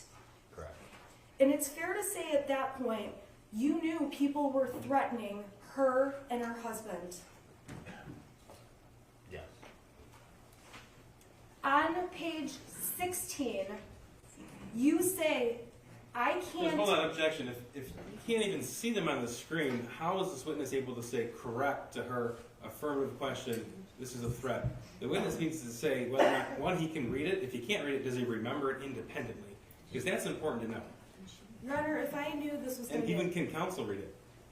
Okay, yeah, ask the question, and, yeah, ask him the question. Okay, my question is, those messages that you provided to Jennifer were to show Jennifer specific threats that you could see on her Facebook page, correct? I would say they were, that what was going on, bad things being said, anything like that, along those lines, that just, there were a lot of people saying horrible things. So some of them may not be a specific threat, but it's horrible things, correct?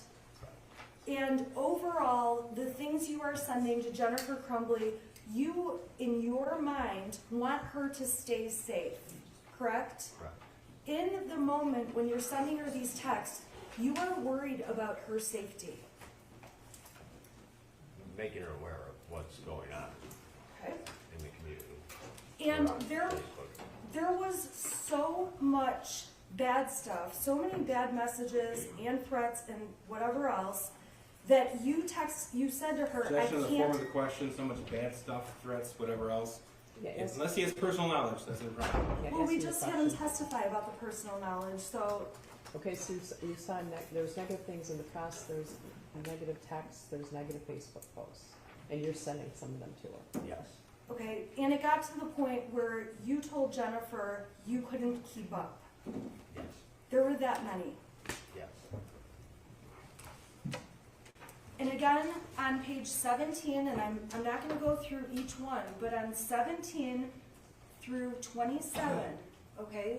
So over the next 10 pages of screenshots, you're still sending, I called them bad messages, which is Judge, vague. objection, she can't refer to them as anything. If you know, what are they? if What you are know? these?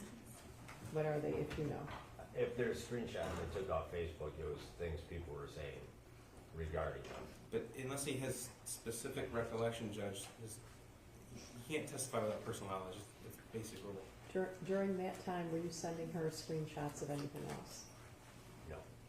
Thank you. Now, when you and Jennifer were talking, and if you need more context, let me know. I'm going to ask you about some specific things, but I've got the whole thread up, okay? Jennifer says to you, and I'm on page 30 of the text, her reaction was, Ethan ruined his life, our lives, and multiple others.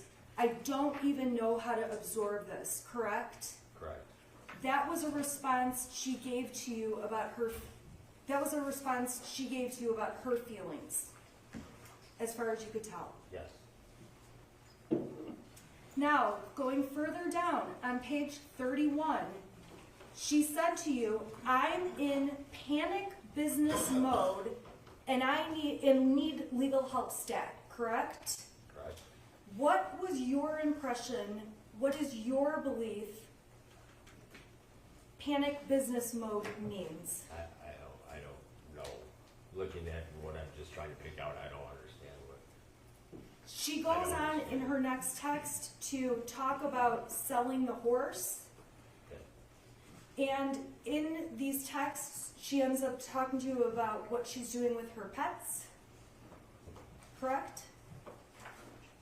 I don't see that. I can just see what talking to Kira about for the horse. I'm sorry, I don't. No, that's okay. I don't want to cut you off, and I'm sorry I didn't mean to.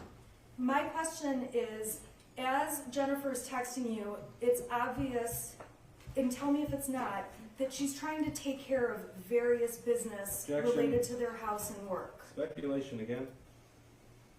If you know, what was she doing and telling you about this? What I see right here is dealing with the horses. That's what I can see with this page up. Okay, we'll get to some of the other things later then. Now, when she mentioned getting an attorney, on page 32, you specifically asked her to defend you two or Ethan too, correct? Correct. And her response to you on page 32 was Ethan. Correct. Further, on page 32, Jennifer wrote to you, then there's the fact that the system failed. They should have never blown it off and made it seem of no concern and gave him the option to go back to class, correct? Correct. That does not say, I chose for him to go back to class. Correct. Jennifer Crumbley says it could have been prevented. Correct. Jennifer texts you or messages you, the whole conversation was very nonchalant. Oh, here's a list of counselors, but we don't see him as a threat. And we just agreed because he, capital letters, has never done anything wrong, correct? Correct.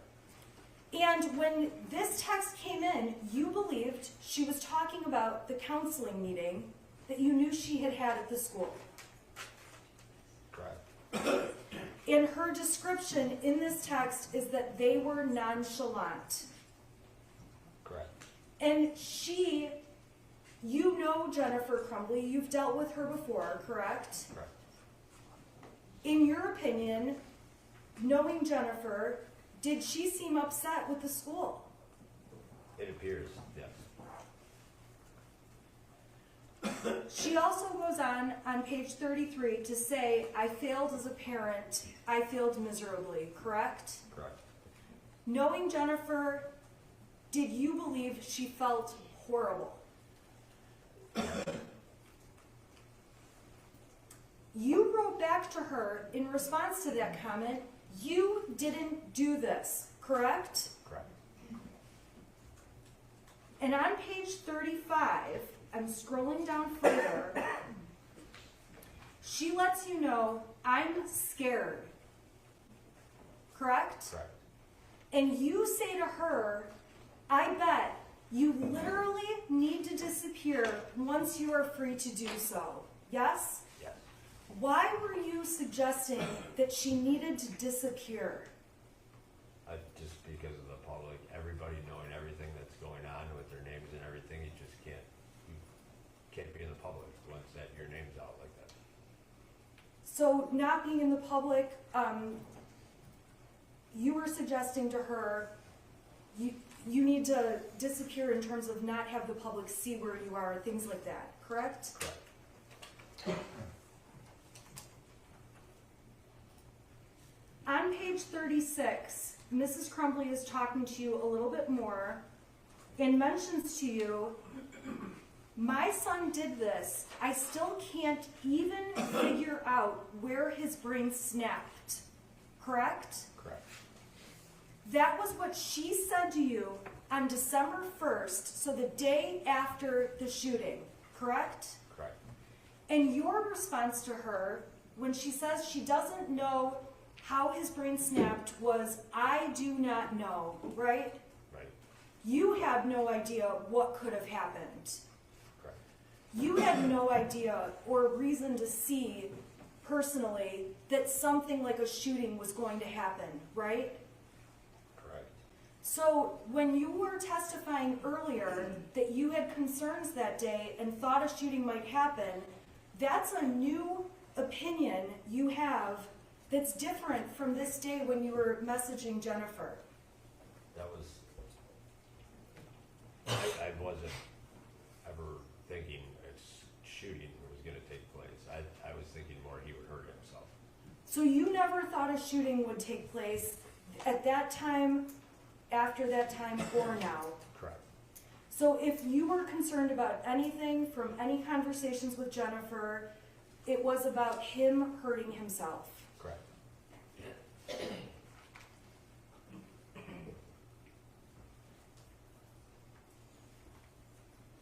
Jennifer goes on and she's talking to you further about her reaction to everything that happens And on page 36, she tells you, I want to die. Is that fair? Yes. And on 36, you told her, be careful of anything you type on Messenger or text. It will all be subpoenaed and kept track of. The FBI is involved. They can access anything and everything, correct? Correct. And on that day, you were informing Jennifer, just know, everything you say, law enforcement can get. Correct. And you were sending that because that's what you believed. Correct. And this is an example of everything they could get, correct? Correct. And at no time did Jennifer say to you, delete certain messages or anything, correct? Correct. And she didn't say to you, oh God, I gotta go delete all these messages, right? Correct. In fact, she just keeps texting you through the next couple days, through Facebook Messenger. Correct. Even after you give her the advice, they're gonna get it all, yes? Yes. I'm going down to 39. And at 9:25 a.m. on 12/1, Jennifer Crumbley's told you that he is being arraigned and tried as an adult, watching it now. You would agree with me she's talking about her son at that point, Yes. the shooter. Yes. You told her you had just heard it and asked how she was doing. Correct. And her response at 9:26 was, I'm sick. Correct. And then I'm going down to page 40. I'm skipping a couple messages, but if you need me to go back, you can let me know.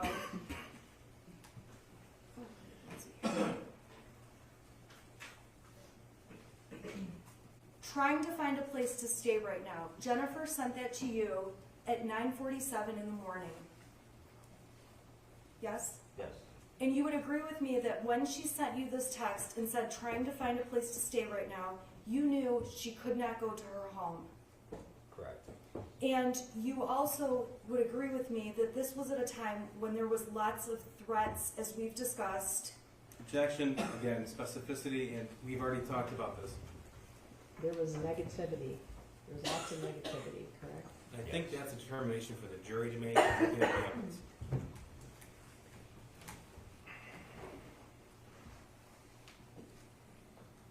Now, on page 41, you say to Jennifer, I'm glad you're safely out of the area. Jen, I can't even imagine being in your shoes. Why did you say those things?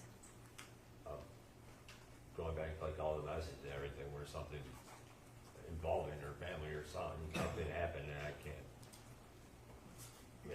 imagine me if she was like that, bro. Now, going down, she's asking you if you've heard anything, any other rumors, correct? Yes. You're telling her, I haven't heard anything. Correct. And then she says to you on 12/1 at 11:10, we heard we may get charged too, correct? Correct.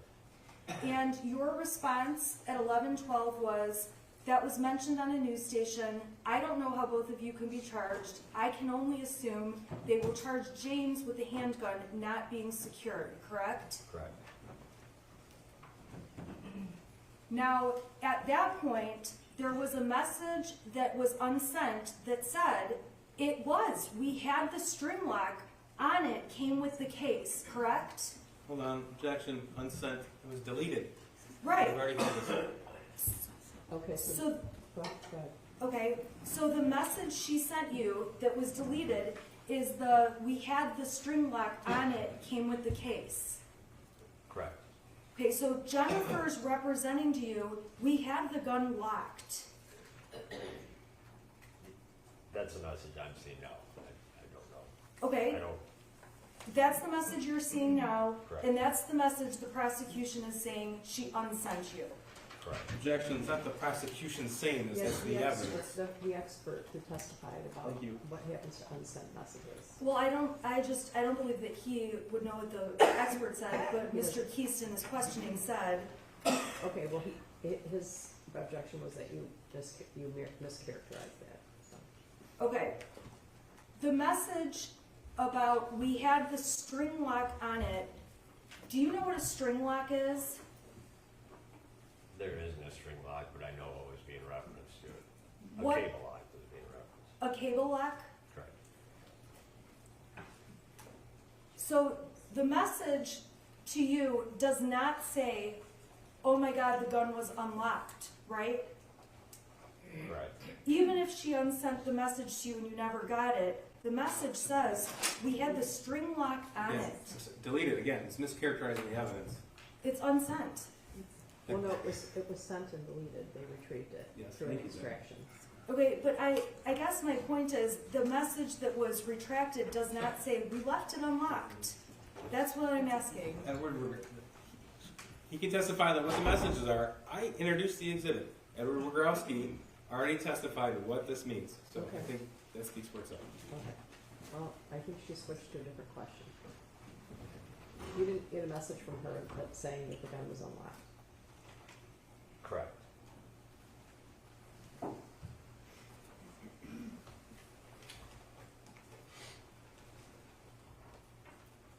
On page 44, there's another message that appears to be deleted. Deleted or unsent. Which word would you prefer me use? Deleted? It's not my retracted? word, Judge. I'm asking you just so asking we the can avoid counsel- Pick a word. I don't want to be addressed by Okay. counsel. Okay, well, ask the question. Okay, there's another message that was sent and then Okay, deleted. there's another message that indicates it was unsent on page 44.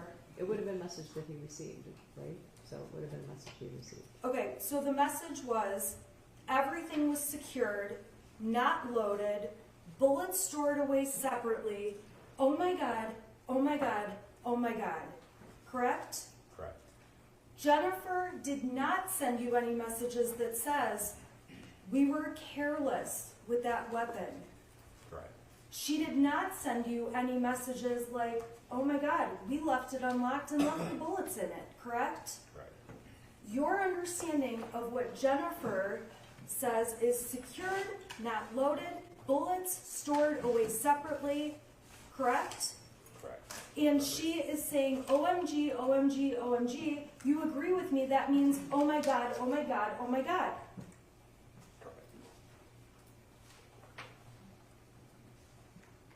Jennifer goes on page 45 and says,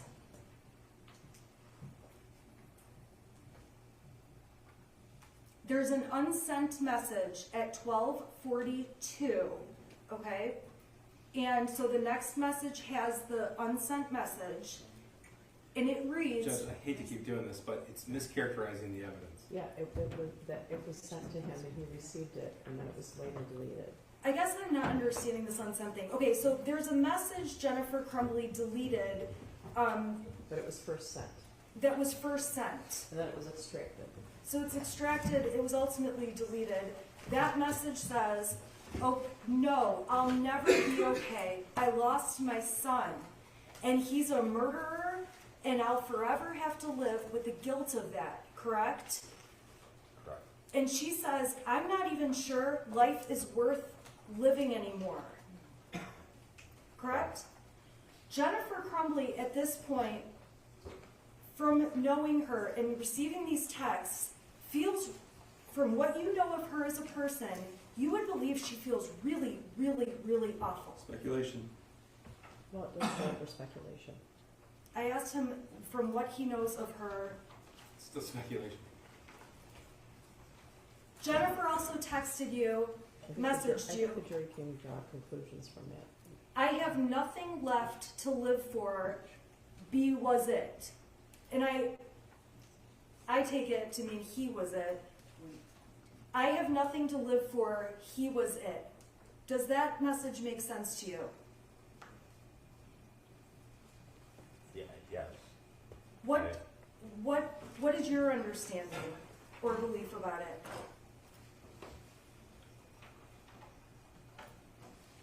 Assuming that was he was it, that's what she was looking for he. On page page 48, so I'm going down a little bit further.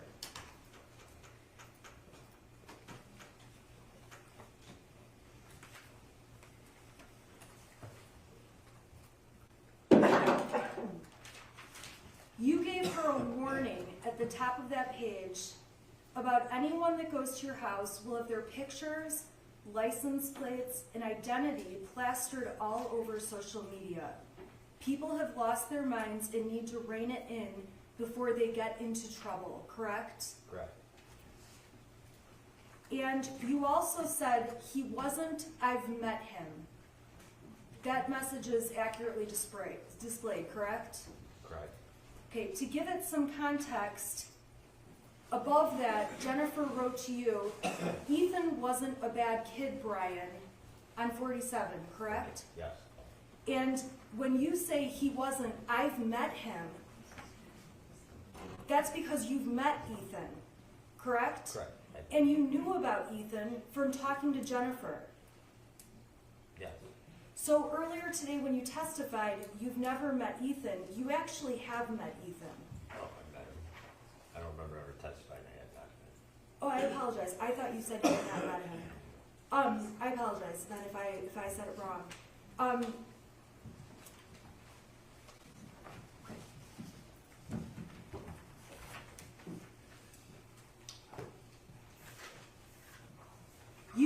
You continue on and say, I can't condone or justify what he did, but I do know that he wasn't a bad kid, correct? Correct. So from what you know from Jennifer, prior to any of this, she had never complained to you that he was a bad kid.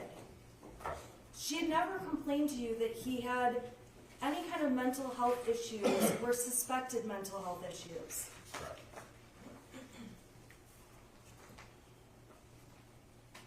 Jennifer's position on page 49, she says we will never be the same, and then her next text is, it's like mourning the death of my child, correct? Correct. It's fair to say that Mrs. Crumbley expressed sadness in these messages to you about her feelings with her son, correct? Correct. She expressed sadness about what happened to the victims and their families, correct? And the whole... Well, an objection to the characterization of this evidence, Judge. You can read what's on the text. You can't testify to what Jennifer Crumbley was trying to express to him. Just the words. Did she ever state that? Did she ever state that in the text? Just what I'm reading here is, I'm reading what's here, I'm sorry. So these texts speak for themselves. Yep. Exactly. Okay, and I apologize that I have to go through these one by one. You gotta I do your job. didn't have these Well, before. I didn't know they were being used. Now that I know they're being used, they have important information this jury needs. Okay, Okay. they're paying very close attention. On page 49,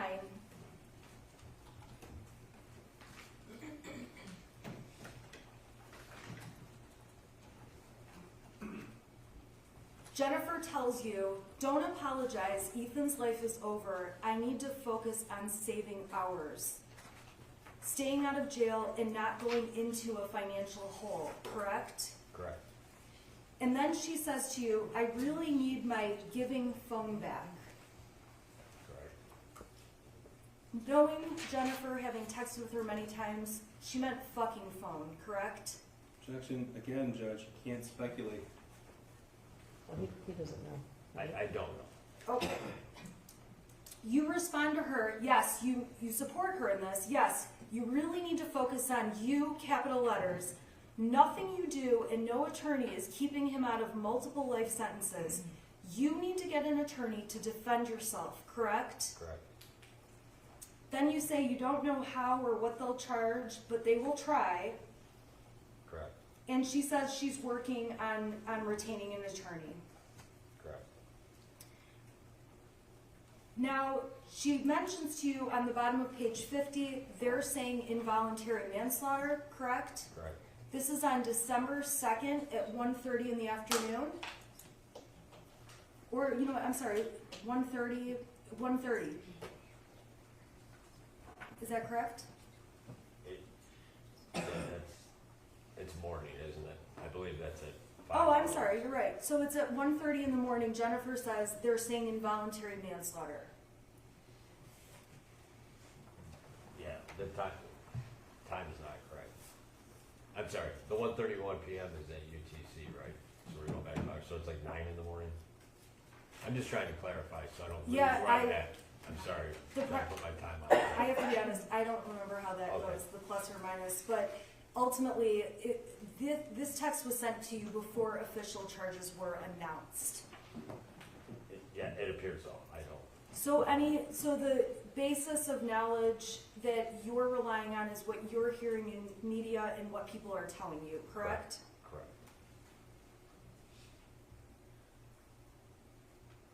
It appears on page 51 that Jennifer deleted another message that she sent you and deleted that says, "We're on the run again, helicopters, not sure where to, I'll message you," correct? Correct. Now, when Jennifer says to you, "We're on the run," she also verbally told you, "We're running away from the threats and the media." Objection, I don't believe there's any evidence that they had any verbal conversations. Yeah, I didn't hear him testify to that yet. Well, let me back up and ask a different question. Okay. Did Jennifer say anything to you that they were on the run, running from police? Objection, say, I mean, we have to be specific here. Yeah, did you talk to her on the phone? I don't recall. Okay, so when she says helicopters, do you know what that means? And if you don't, that's okay. Yeah, I know what helicopter is. I don't. Do you know why she typed that to you? No, I'm really not understanding what it. Okay, then that's okay. I really. That's okay, thank you. On page 54, Jennifer says to you that she's deleting accounts and deactivating accounts. She talks to you about that again, correct? Yes. Now, on page 55, so going further down, we're on December 2nd, later that morning. I'm going in order in terms of your testimony. Does that sound fair? Yes. Okay, so going down more, on page 55, we can agree that Jennifer told you she just got into her email and there's so many death threats and hate. I literally just want to die. That's what Jennifer says to you. It says on here at 12/2/21 at 5:23 p.m. UTC +0, correct? Correct. This is before the charges against Mrs. Crumbley were announced. I believe so. I'm really having trouble with the dates. What day is this compared to shooting? I'm sorry. I'm getting a little No, jumbled. that's okay. The shooting was on November 30th. 30th. Okay. Okay, and we're talking now It's 2 about days after. we're talking now about December 2nd. Okay. And then- 2 days after. Just to make sure you have the context, on December 3rd, that was the day the press conference was held and Jennifer Crumbley was charged. Okay. Okay, so does that help Yes. keep it straight? Okay. So she tells you that she got in her email. Okay, then the next thing she says on page 56, which is the next page, is that her texts are even worse. Correct? Correct.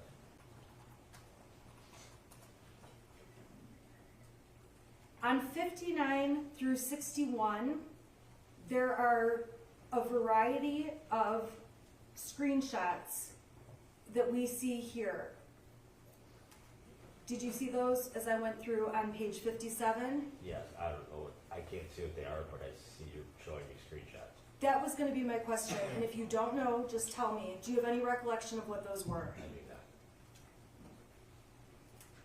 do not. On page 59 through 61, you send a variety more, it looks like screenshots.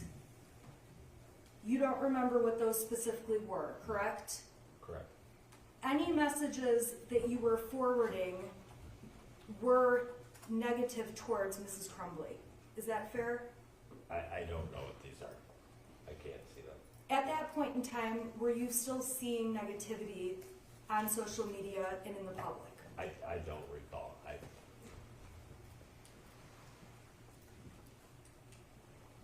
On page 62, Jennifer says, I need people who know us as parents to be behind us more than ever, correct? Correct. She never said something to you like, I need you to lie for me, right? Correct.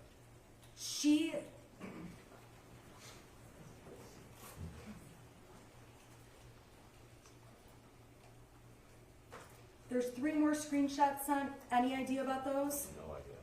Not without seeing them. Okay, then,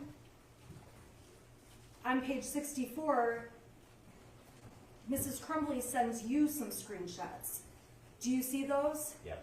Now, I do believe the next text after may refresh your memory on what those screenshots were. Jennifer Crumbley wrote, this is what they found, a non-threat.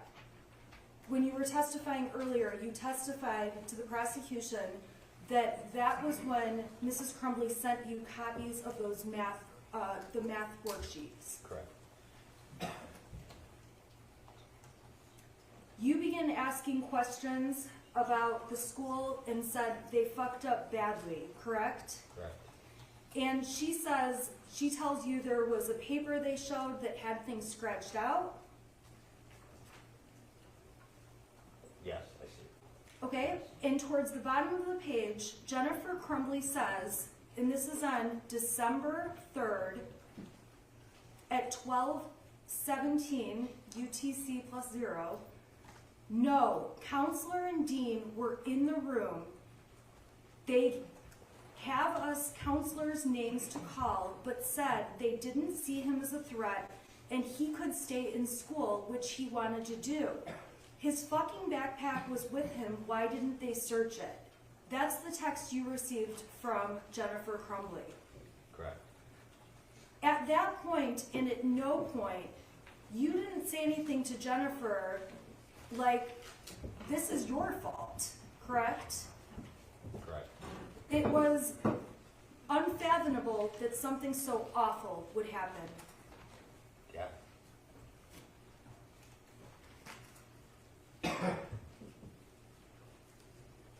On page 66, Jennifer continues to tell you different things by messages, and she says no officer was notified, and apparently there were threats and no one, not even us, notified, correct? Correct. And you said, I don't understand how the school was so nonchalant about this and prior threats, correct? Correct. You sent that text because your belief was there were prior threats that Mrs. Crumbley had never heard about. I don't know. I just know what I'm writing here. I don't recall exactly. Okay, fair enough. If Mrs. Crumbley and you had ever discussed prior threats she knew about, you would have said something to her like, you knew Ethan had made prior threats, correct? Correct. You don't say anything like that to Mrs. Crumbley at this point. Right. I don't. Okay? And then Jennifer says, I don't know, but it failed my son and 4 other families, correct? Correct.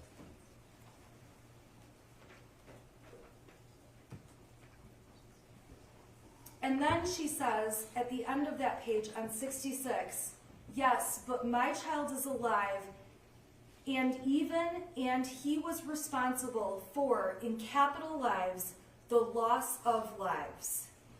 Correct. I'm sick.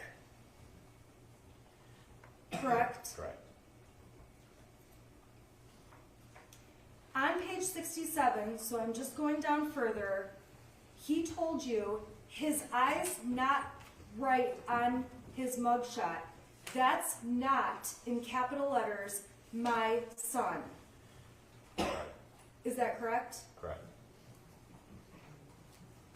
You responded, I said the same thing. That does not, in capital letters, look like Ethan. Correct. Why did you say that? I'm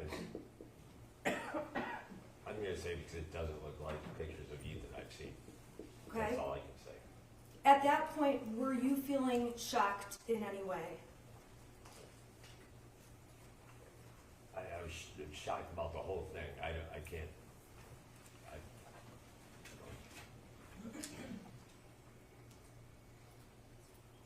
Now, on 68,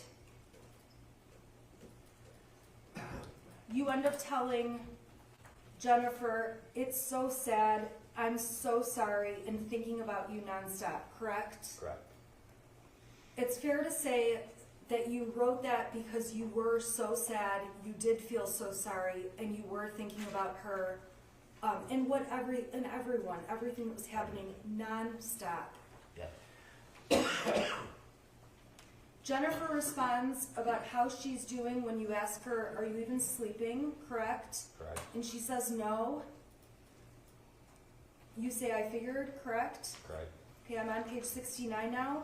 She says, I haven't slept in 3 days, and I have been eating the same quesadilla for 3 days, correct? Correct. You told her you need food and sleep, but I'm sure it will take days before you can do either, correct? Correct. You said that because you could tell the person you knew felt really bad. Correct. Jennifer then says, I'll have plenty of time on jail, correct? Correct.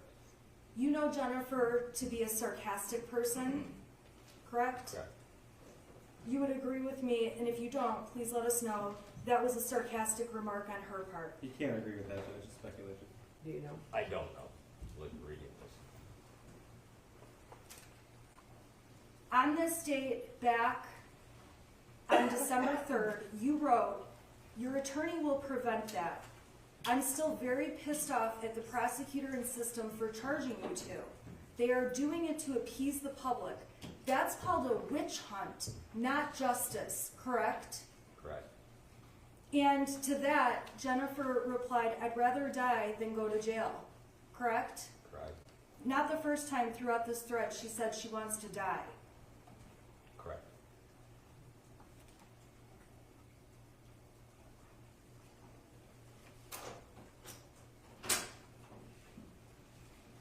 As the text thread continues, on page 72, I'm going down, but again, if you need me to slow down, let me know. Although we're going slow. She said, you've helped us a ton, just being a friend and not judging has helped. Your remarks within those text messages, messages not text, was I'm trying my best. That's what real friends do, correct? Correct. At that point in time, on December 3rd, 2021, you would characterize yourself as real friends with Jennifer Crumbley. Correct. And James Crumbley. Correct.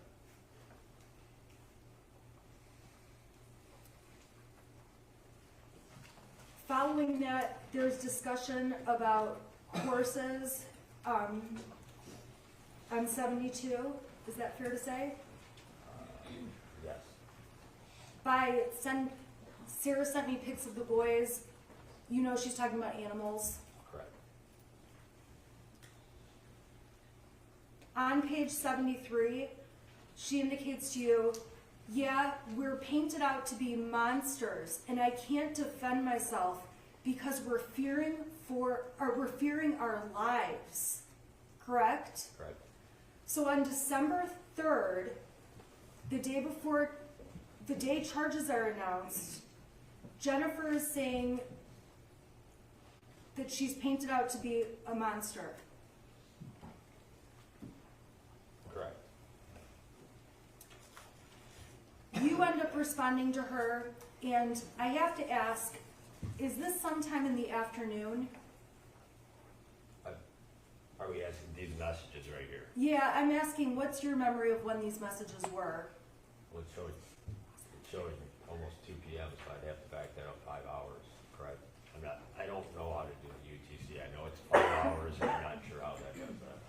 So it Cause I would, put that at 9 in the morning. okay, I well, don't know. it's sometime that day, and obviously the times, we can sort those out later. Okay. They're on the text, right? Yeah, On the messages. And you said you have more support than you think, but right now, anyone who publicly defends you and James gets exposed, crucified, and threatened.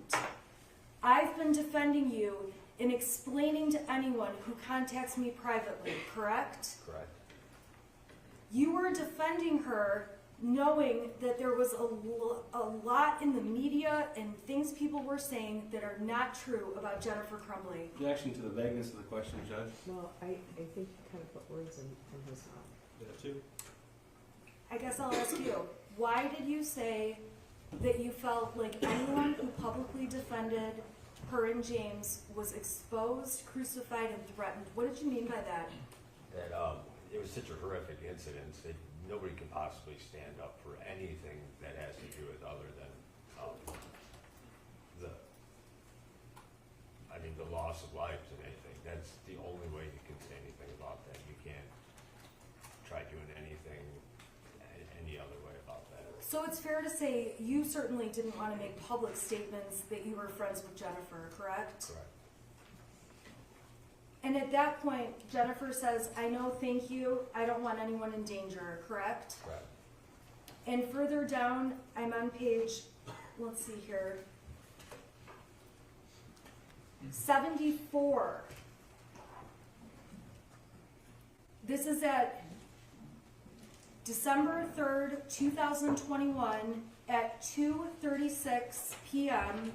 UTC plus 0, so we'll calculate that out later. At that time, she says, not yet, waiting on my lawyer, correct? Correct.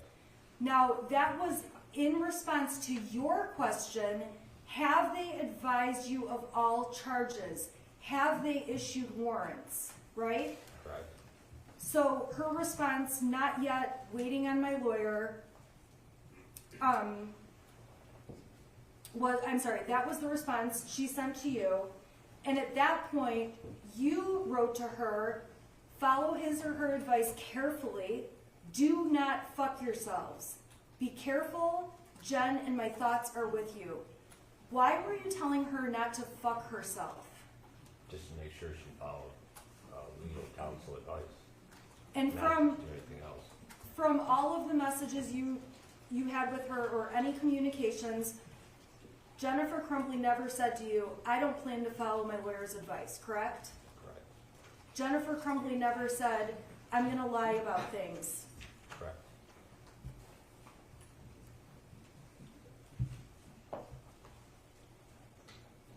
After that, there's some exchanges on page 75, 76 about reaching out to her, talking about money with Kira. Do you recall those messages? Yes. So at that point, you were trying to assist her in selling the horses. Correct.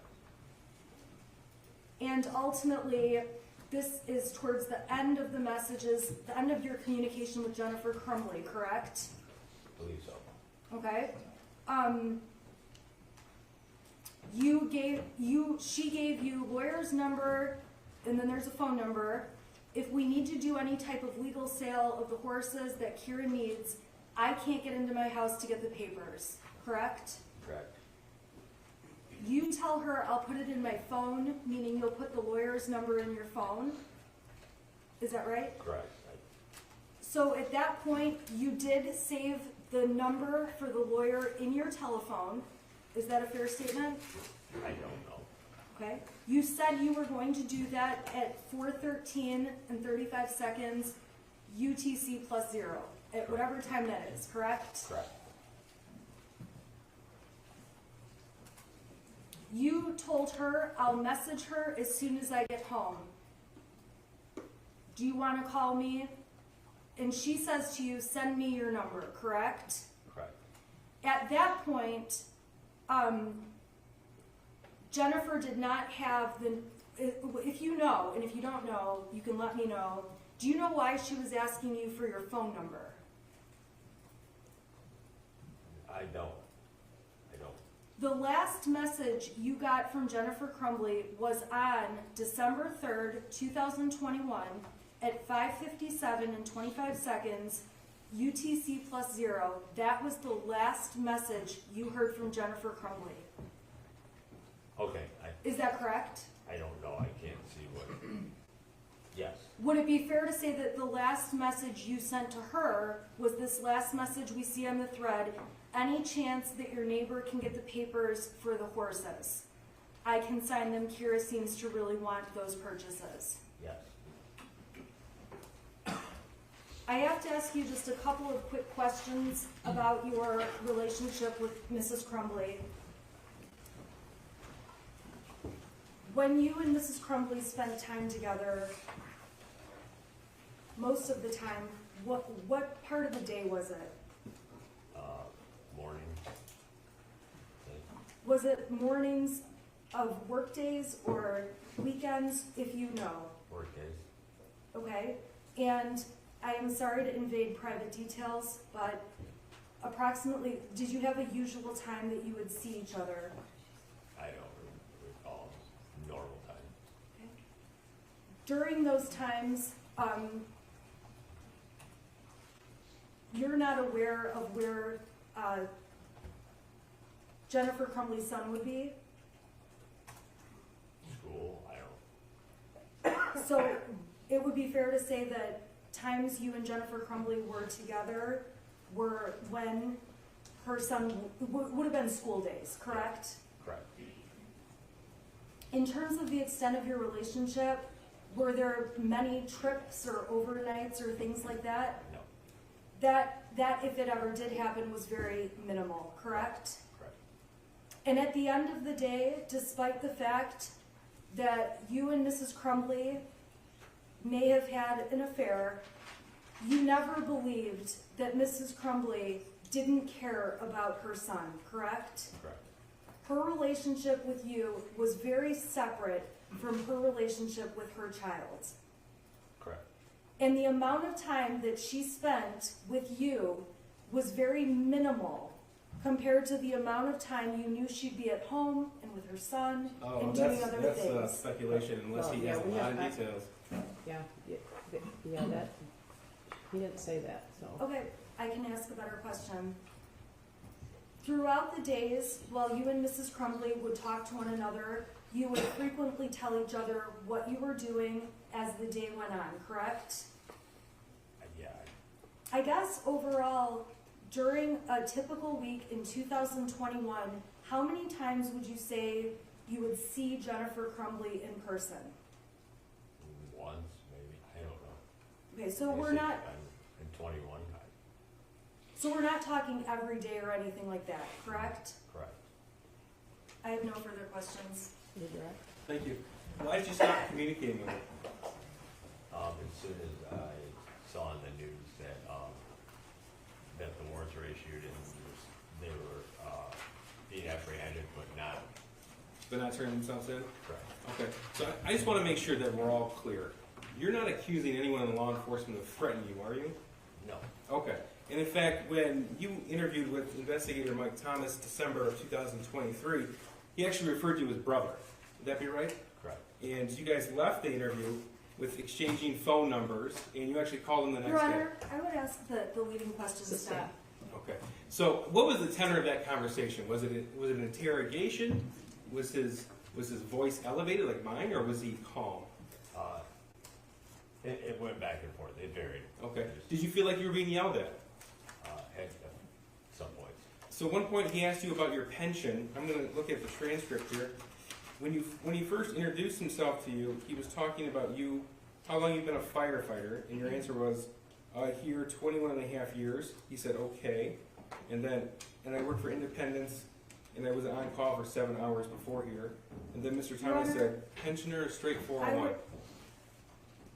She asked specifically if he was threatened that his pension would be revoked. I think it's important that the jury understands what that context was. Your Honor, all I'm asking for is that I get a chance for recross, because if the prosecutor's gonna pick tiny parts of this transcript and not the whole thing, that's a problem. You have. Hold on, yeah. No, I don't have the transcript. She I has, don't- okay, first of all, the allegation of picking tiny parts, she accused 2 veteran officers of threatening when this witness said, no, he wasn't threatened. And I think it's important for me to go through that transcript, that interview, to talk about the portion that she brought up. First of all, He can pick whatever questions he wants out of there. He doesn't have to, you know, he can ask whatever he wants about that. You don't have a transcript? I don't.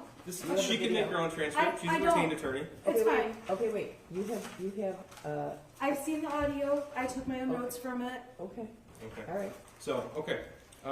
He You've said, seen the interview, Yes. yeah. okay. Your pensioner straight 401, you said pension.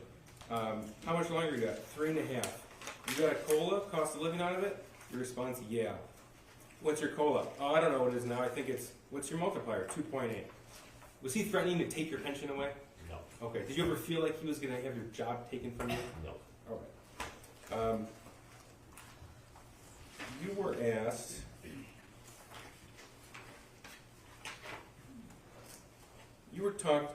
Mr. Thomas asked you about the importance for the truth. Now, as a veteran firefighter, are you surprised that law enforcement wanted to gather the truth? No. Okay. And in fact, you agreed, Your Honor, I would ask objection to leading questions. Judge, You would on agree. redirect, leading- I am entitled to some leeway, especially in light of what counsel asked. Not Okay. to leading questions. Okay, let's not ask leading questions. Okay, well, that didn't suggest the answer. I know you can do it, Mr. Pease. All right. Sir, you were interviewed by law enforcement? Yes. Yes, okay. And in December of 2021 was the first interview? Yes. Okay. So you were asked specifically about certain things that were said in that interview. And you did tell the police in that interview that she said she was worried he might hurt himself or something like that. That was your type statement. Yes. Okay. And you repeated that again in December of 2023. Yes. Okay. And then you testified to that today. Yes. That's never changed. Correct. All right. So the very first interview you had with law enforcement, Your Honor, objection to leading questions. I didn't even ask the question. Well, The last 3 were he leading. asked him, did you make this a statement in your written, did you say this in your written statement? Yes. Did you put this statement, did you testify to this? Yes. So I don't think that was leading. Okay. You told the police in December of 2021 about an extramarital affair. That's leading. What did you tell the police about your relationship with Jennifer Crumbley? Correct. What did you tell the police? Extramarital. Okay. Did you give all the details? No. Okay. Did you tell the police how many times a week you would meet her? No. Okay. Did you tell the police about trips and specific times during the week? No. Okay. Now, why didn't you give all of those details in December of 2021? Because I don't want those made public. Okay. Are you happy about being here today? No. All right. What was your thought in withholding some of that information? That it would protect people in my life, other people in my life, my family, my wife. I imagine you've had some conversations since that time. Yes. Did you know how Jennifer Crumbley parented? No. Okay. Was that ever a topic of conversation? No. But you do know that you met her in a Costco parking lot across the street from her employer. Is that right? Yes. Okay. And that would happen, as counsel said, during the work days Correct. and during work hours. Correct. Okay. And you don't recall how often that would happen, but was it a regular thing? Yes. You also told us that Jennifer Crumbley, in that Facebook post, told you she had a string lock. Is there such a thing as a string lock? No. Okay. You also told us that she told you that her son's friend committed suicide, and that the school didn't send her the original drawing. That's all in those Facebook posts. Yes. Is that correct? Okay. Correct. And did you come to learn that those 3 things were actually not true? Yes.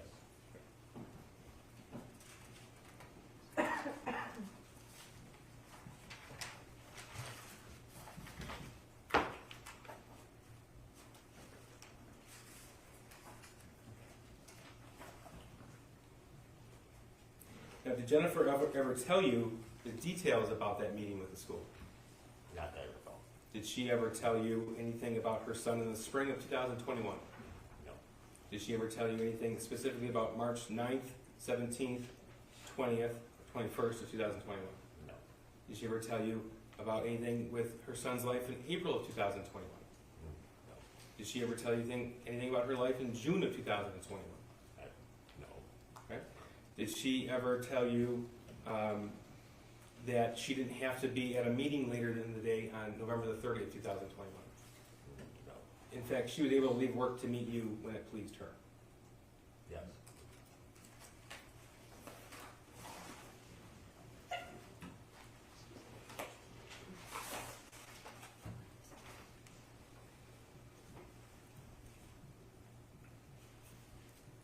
Sir, when you were subpoenaed, you were told that we were not going to bring out the extramarital affair. Is that correct? Correct. Your Honor, objection.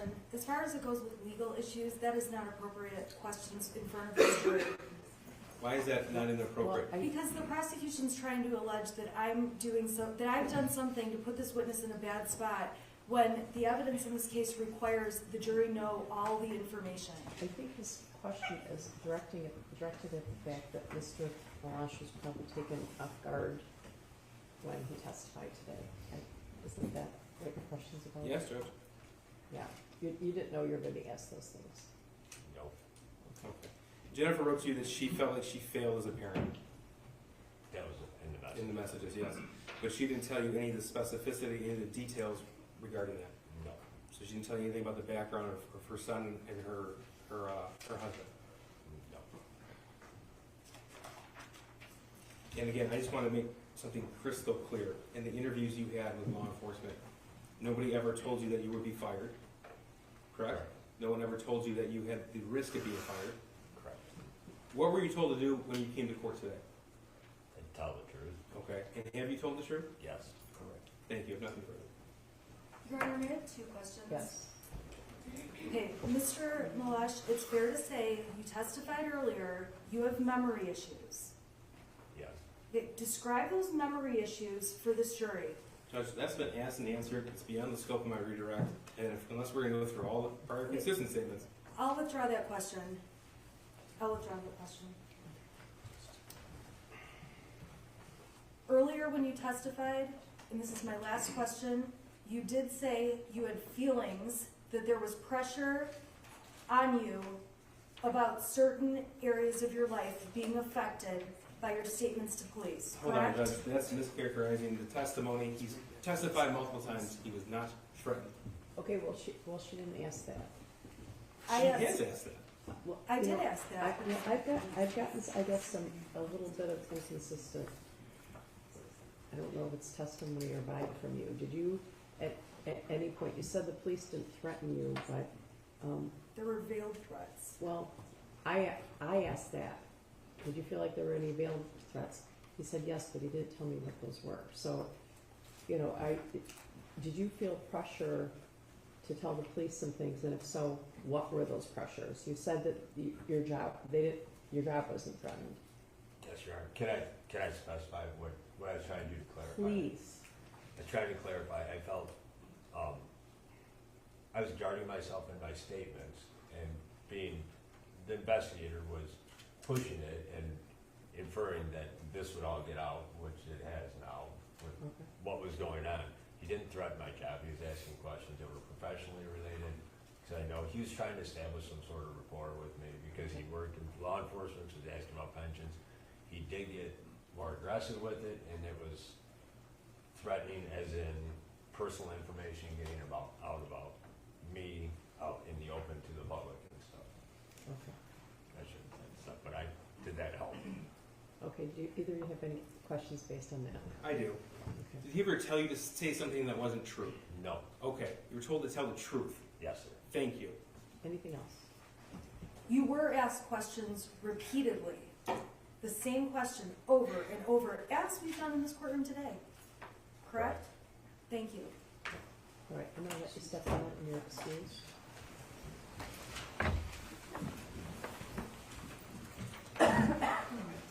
Okay, tell me what we're doing next. We have a witness, right? Okay, do you guys need a break? How long is this witness, do you think?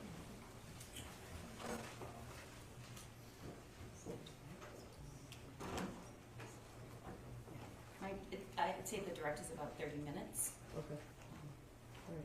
All right, I'm gonna excuse you until 4 o'clock.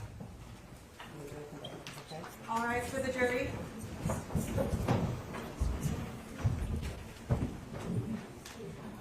Judge, may we approach after the jury sees us? Yeah.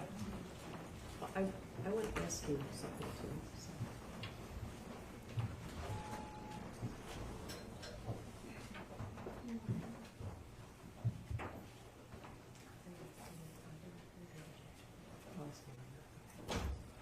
You may be seated. You know, before the trial started, there were some issues raised about privileged records of the shooter and Fifth Amendment rights of the shooter. And I've had some filings from doctors, lawyers, from the lawyer for the shooter, and also by Ms. Smith. So she filed something, and I know that you responded today to it. I guess I feel like I've ruled on those issues, but I wanted to give you guys as much opportunity as possible because as we've established, there is not a lot of law in this area, and I've personally not found any law that would allow me to pierce a privilege possessed by the shooter. But that being said, I think you filed a response, and then there was maybe a confidential attachment to that maybe was directed at some of the contents of the privileged documents. But I have not received that. That's the long and short of it, as I have not received that. So if I haven't read something else, you know that. So. One moment.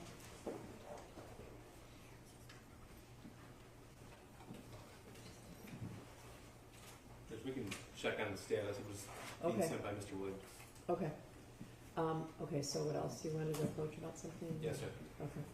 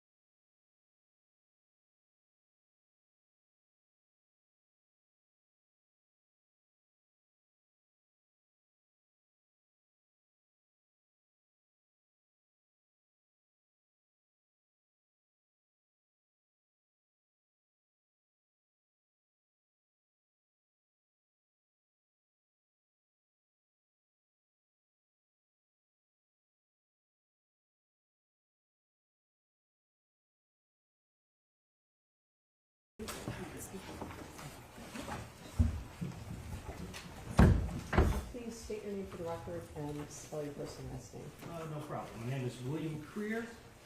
William's common spelling. Creer spelled C-R-E-E-R.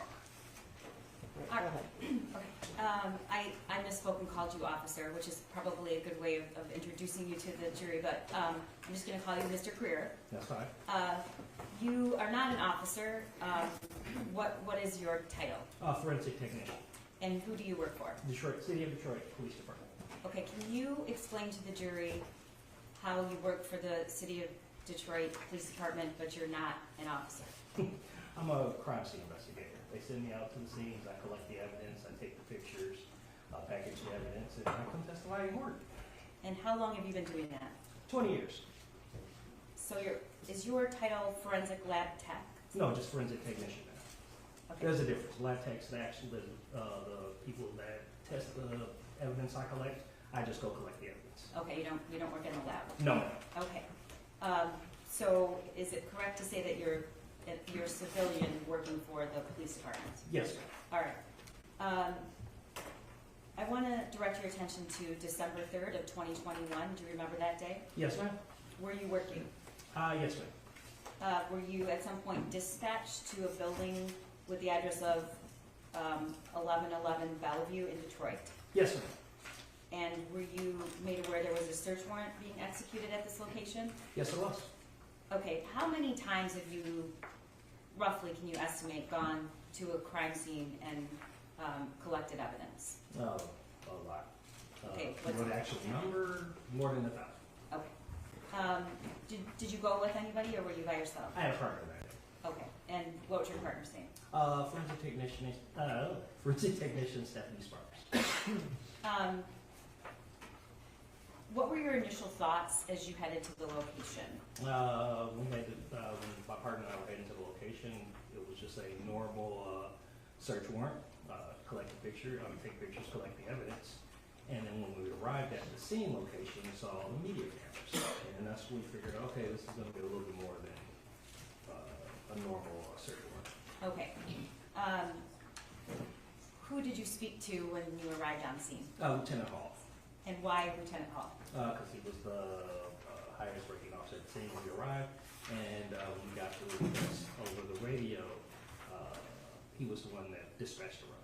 The officer dispatched the request for the scene to be processed. Okay. And what did he ask you to do? When we arrived at the scene, we went into the building, and that's when we were made aware that this was regarding the Crumbley case and how we were going to execute the search warrant. Okay. Is it correct to say that you process the scene? Is that how you would describe what you do? That's exactly how I described it. Okay. And when you process the scene, some crime scenes, does that mean something, the depth in which you perform those duties, does it differ depending on what the law enforcement wants you to do, or is it the same every time? We work hand in hand with law enforcement. Officer in charge usually goes in or has already secured the scene with the other officers. By the time we arrive, they have an idea of evidence they want collected. When we arrive, we do a walkthrough with the officer in charge or the detective, whoever is the highest ranking officer on that particular scene. We do our walkthrough. He points out evidence that's important to be collected. While we're doing our walkthrough, my partner or who I'm working with that day will point out items that we believe might want to be collected. And then at that point, we start taking pictures, documenting the scene, and collecting the evidence. Okay, so do you only collect the evidence they point out you need to collect this, or do you determine based on your own experience what you should collect? And how do you ever collect anything that's not visible when you first walk in and law enforcement directs you to? After we do a walkthrough with the investigator, and then if they give us permission or we agree that we want to do a more thorough search and we see some items that we might want to look at a little bit more thoroughly, then we will do an additional search of the scene. Okay, so the items that you find, does that lead you to the other parts of the scene that you want to search, or do you search only what the law enforcement tells you to? Again, depending on how things operate. In this particular scene, we use this particular scene Yes, as an please. example. They had already initiated their search. They had already found items they wanted. At this point, they said, hey, if there's any additional items you two see or want to Okay, so you were given free reign of the entire room? Yes. Okay. Is it part of your protocol to just collect what you see out in the open, or do you actually do you conduct searches? We conducted the search in this particular case, yes. Okay. Is that something routine, or is that unusual? It varies by scene to scene. Okay. When you walked into the room, what did you observe? Again, the search warrant had already been executed. We took our overall pictures of the scene. We saw, items that were already collected from or found by law enforcement. There was foodstuffs on the table, just as you directly in front of you as you entered the room. Mattress and clothes scattered around the room that had already been found. Okay. I'm going to show you pictures in just a moment, but I want to, with your permission, get a little bit more detail about the things that you first discovered. When you just said you saw some food stuff. Do you remember specifically what you saw? I believe bananas, jug of orange juice. I want to say maybe alcohol. I want to say possibly vodka. That's all I can remember off the top of my head. Okay. Did you see anything else that stands out to you right now? No. Okay. Okay. I'm going to show you before I do that, can you describe what did you think that room was when you walked into it? When I walked into it, I thought it was an art studio of some kind. Okay. So I remember portraits and just art stuff around the room. All right. Tables, kind of reminded me of an art class or something like that. All right. Did you see anything else on the floor? Saw a mattress. And what did you think of that? Apparently somebody sleeping on a mattress. Well, I'm sorry. You It spoke. looks like somebody sleeping on a mattress. Okay. I'm not sure. I know I didn't ask you this. Did you have contact with Jennifer James Crumbley when you were searching the room? No, at the time, no. They had already been arrested and, I believe, taken to open count jail. Okay, so you didn't see them? No. All right. All right, so I'm going to show Not you. at that particular time. Right, we're going to get to that. Okay, I'm going to show you some pictures, and then I'm going to pull out just 2 or 3 things just for demonstrative purposes for the jury. But these are photographs, exhibits 348 through 400.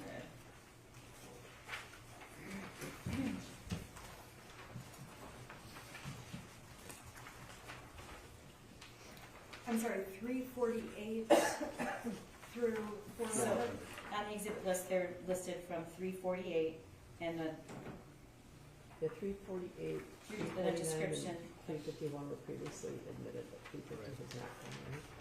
I'm just checking. We have no objections on these. Thank you. Okay.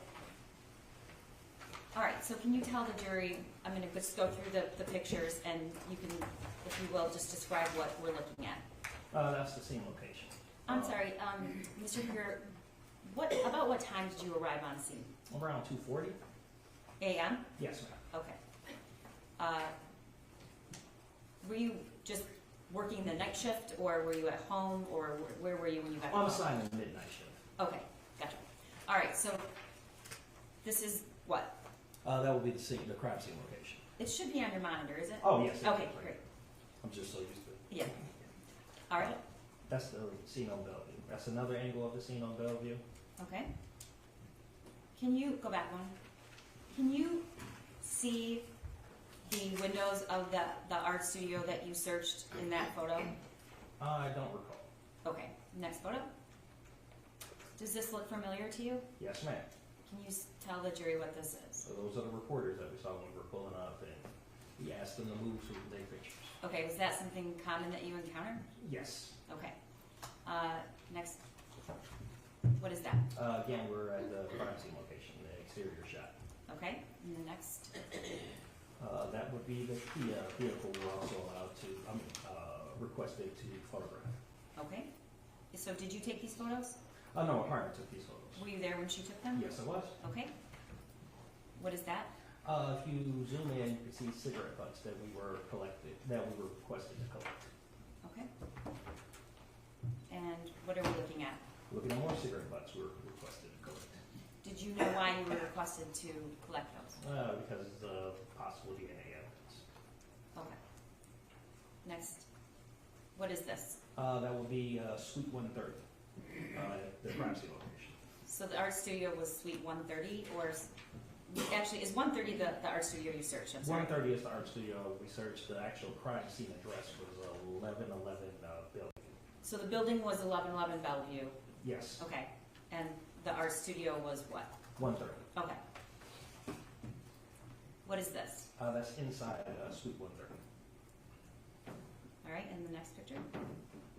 Again, we're inside Suite 130. These are overall shots of the entire room, so you get an idea of the items in the room and the room in general. Where, in relation to the door to the studio, is there one door or more than one door? There was just one door in and out of this room. Okay. Where in relation, in this photo, where's the door? The door is, from this angle, the door is directly behind and to the left. Okay. And the next? Again, we're kind of circling the room with overall shots. Okay. Again, the door is behind and at this point behind and to the right. Okay. What is this? Again, we're taking overall the room. The door is directly behind us, and we're taking a shot across the room. Do you see a mattress in this photo? No, but if you go back, I believe you can see the mattress there, at the bottom of the screen. The two drawers are on top of the mattress. Okay. Right. And the next photo? Again, that's the shot from across the room. The door in and out of the room is directly behind the part to take the photos. Okay. And the next one is 360. This is just a different view. Different angle. Is that the mattress there in the right bottom corner? Yes, ma'am. Okay. Did you put those drawers? Are those drawers? I believe they're drawers, and they were already there at the time that we arrived. Okay. And 361. And then you have a better photo of the mattress and the drawers. And the next. Okay, what is this? Now we're circling around with a photo of the mattress, a plant object, and whatever cover that the mattress is resting on. Okay, in a minute we're going to get to the actual items individually, photos. But did you take pictures of those individually at some point? I would have to go through the pictures to make sure I'm pretty sure we did. Okay. And what's your recollection? What is that? And you said it's an item. Is it a blanket? Is it a piece of clothing? Is it something else? I believe it's a clothing, a plaid shirt. Okay. 364. What is this? Again, we're circling the room. As you see at the top right-hand corner, that's the table with the food items on it. You see the orange juice at the top right corner and a bottle of Coke. Bottom left corner of the room, we have a Snipes clothing bag. Okay, right next to the orange juice, that circular object on the counter there. What is that? Right next to say it again. There. Oh, those are solo cups Okay. And or plastic cups. 365. What is this? Oh, those are photos of the clothes that was inside the Snipes bag. Okay, can you tell the jury what those are?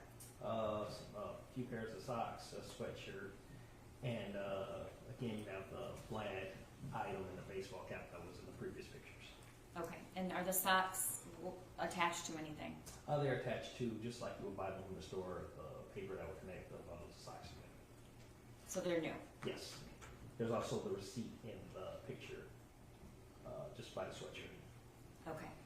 And you, I think there's a closer photo of that actual receipt, which we'll get to.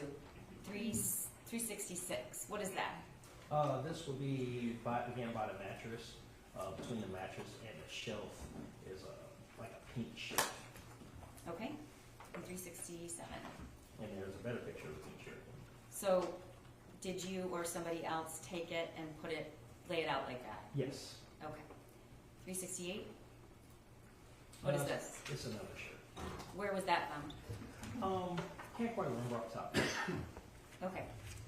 Do you need to see, did you write a report? I did write a report. All right, would that refresh your recollection? It would, thank you. Okay. Mayor Pro Turner? Sure. Thank you.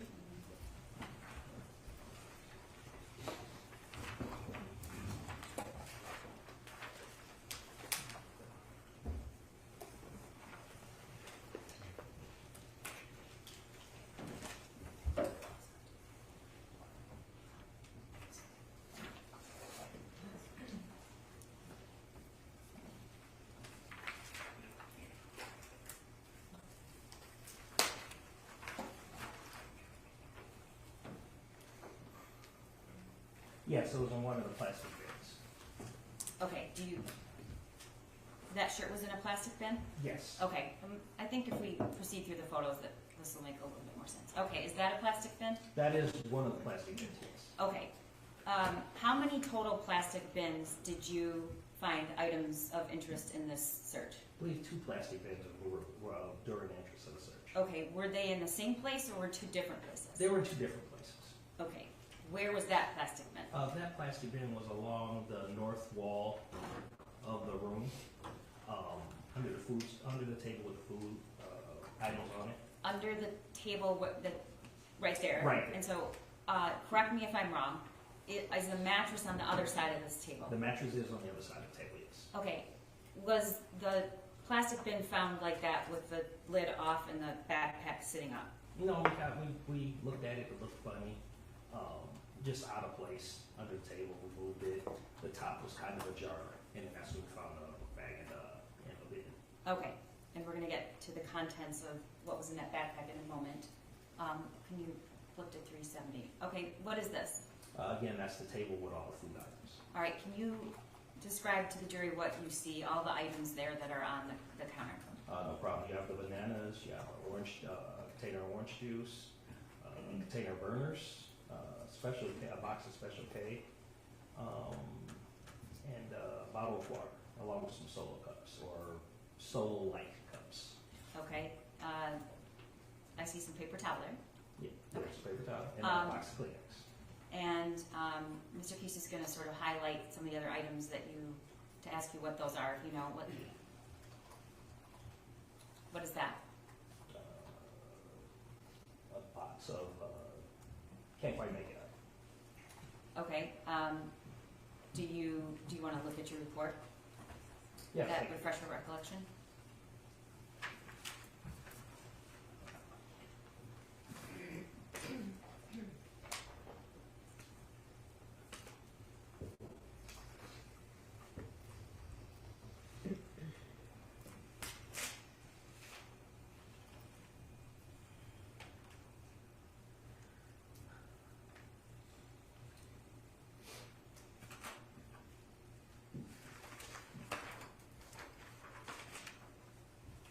My report says food stuff items. Okay. Food items, plastic cups. Okay. Papers, food items, plastic cups, and plasticware. Okay, so those are boxed something. Yes. Okay. If I told you that says Lara Bar on it, would you have reason to dispute that? No. Do you know what that is? No. Okay, they're granola bars. Okay. Or energy bars. Okay. Okay, so you've never had a Lara Bar. I've never had a Lara Bar, no. Okay. What is the next item Mr. Keast is showing with the magnifier, if you know? Bottle of lotion of some type. Is it lotion or is it shampoo? I believe it was lotion. But Okay. What is that? I'm not sure. What does the bottle say? Remove? Minute Maid? Oh, you're talking about the plastic bottle behind? Yes, yes. Yeah, that's a Minute Maid. Okay, and then there are 2 other cups right there? Yes. Is that the way you found it, or? That is exactly how we found it when we were out. Okay, all right, next. This is what? That is, again, a plastic bin with a pink tote bag inside. Okay, and the next photo? What is that? It's the plastic bag, we removed it from the plastic bin. I mean, the pink bag we removed from the plastic bin. Okay, what are the items to the left? Those are items we started removing outside of the plastic bin. Okay, I mean, the pink bag. and what did you describe to the jury what you found in the pink backpack? In the pink backpack, there was a second bag, and various clothes. What kind of clothes? Intimate clothes, underwears, I would say. Okay, men's underwear or ladies' underwear? Ladies' underwear. Do you know how many pairs? About 4 pairs, if I Okay. recall correctly.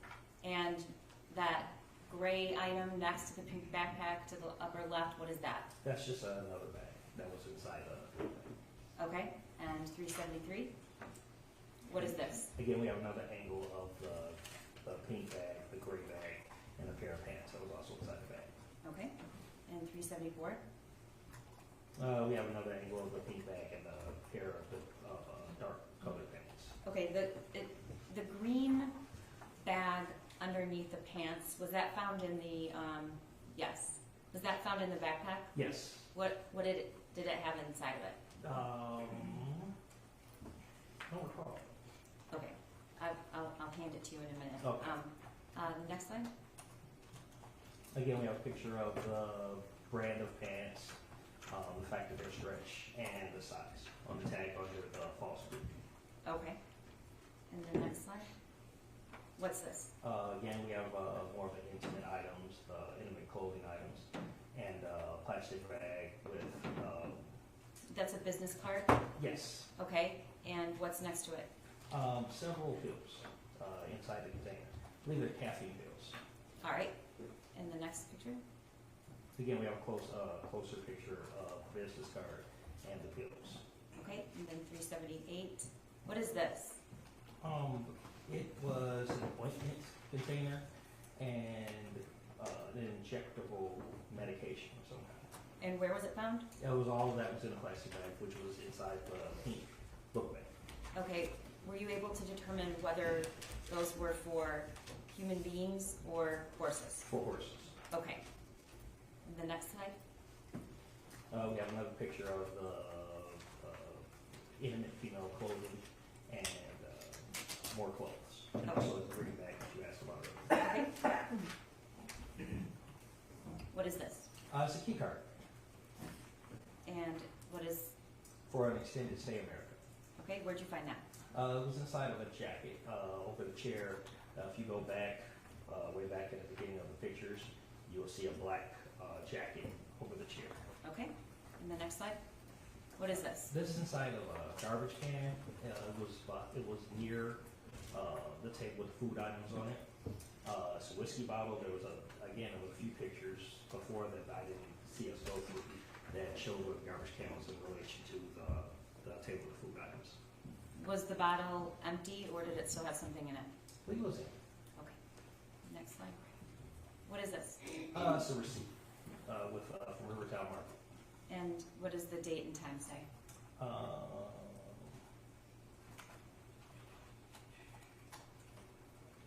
I'm not sure it shows it in that. Yeah, I'm not sure it shows it in this Okay. picture. All right, the next. Okay, what is this? It is a bag of ice, and there's also I can't quite remember what fruit that's in. If I said avocado, would you? It's an avocado. It Yes. is, okay. So you said there were just 2 bins. Is this the second bin? Yes. Okay. Where'd you find this? It was, if I remember correctly, this bin was going to be alongside the. We're gonna go back and West show wall. a picture of the whole room again when we go through each thing, but this was in the room that night, correct? Yes, sir. Okay, was the ice, can you go back to this, to the receipt? What is, can you read if we give a close-up what the items on that receipt were?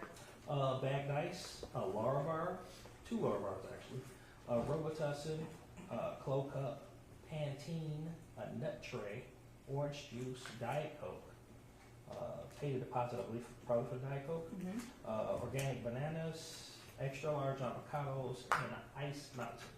Okay.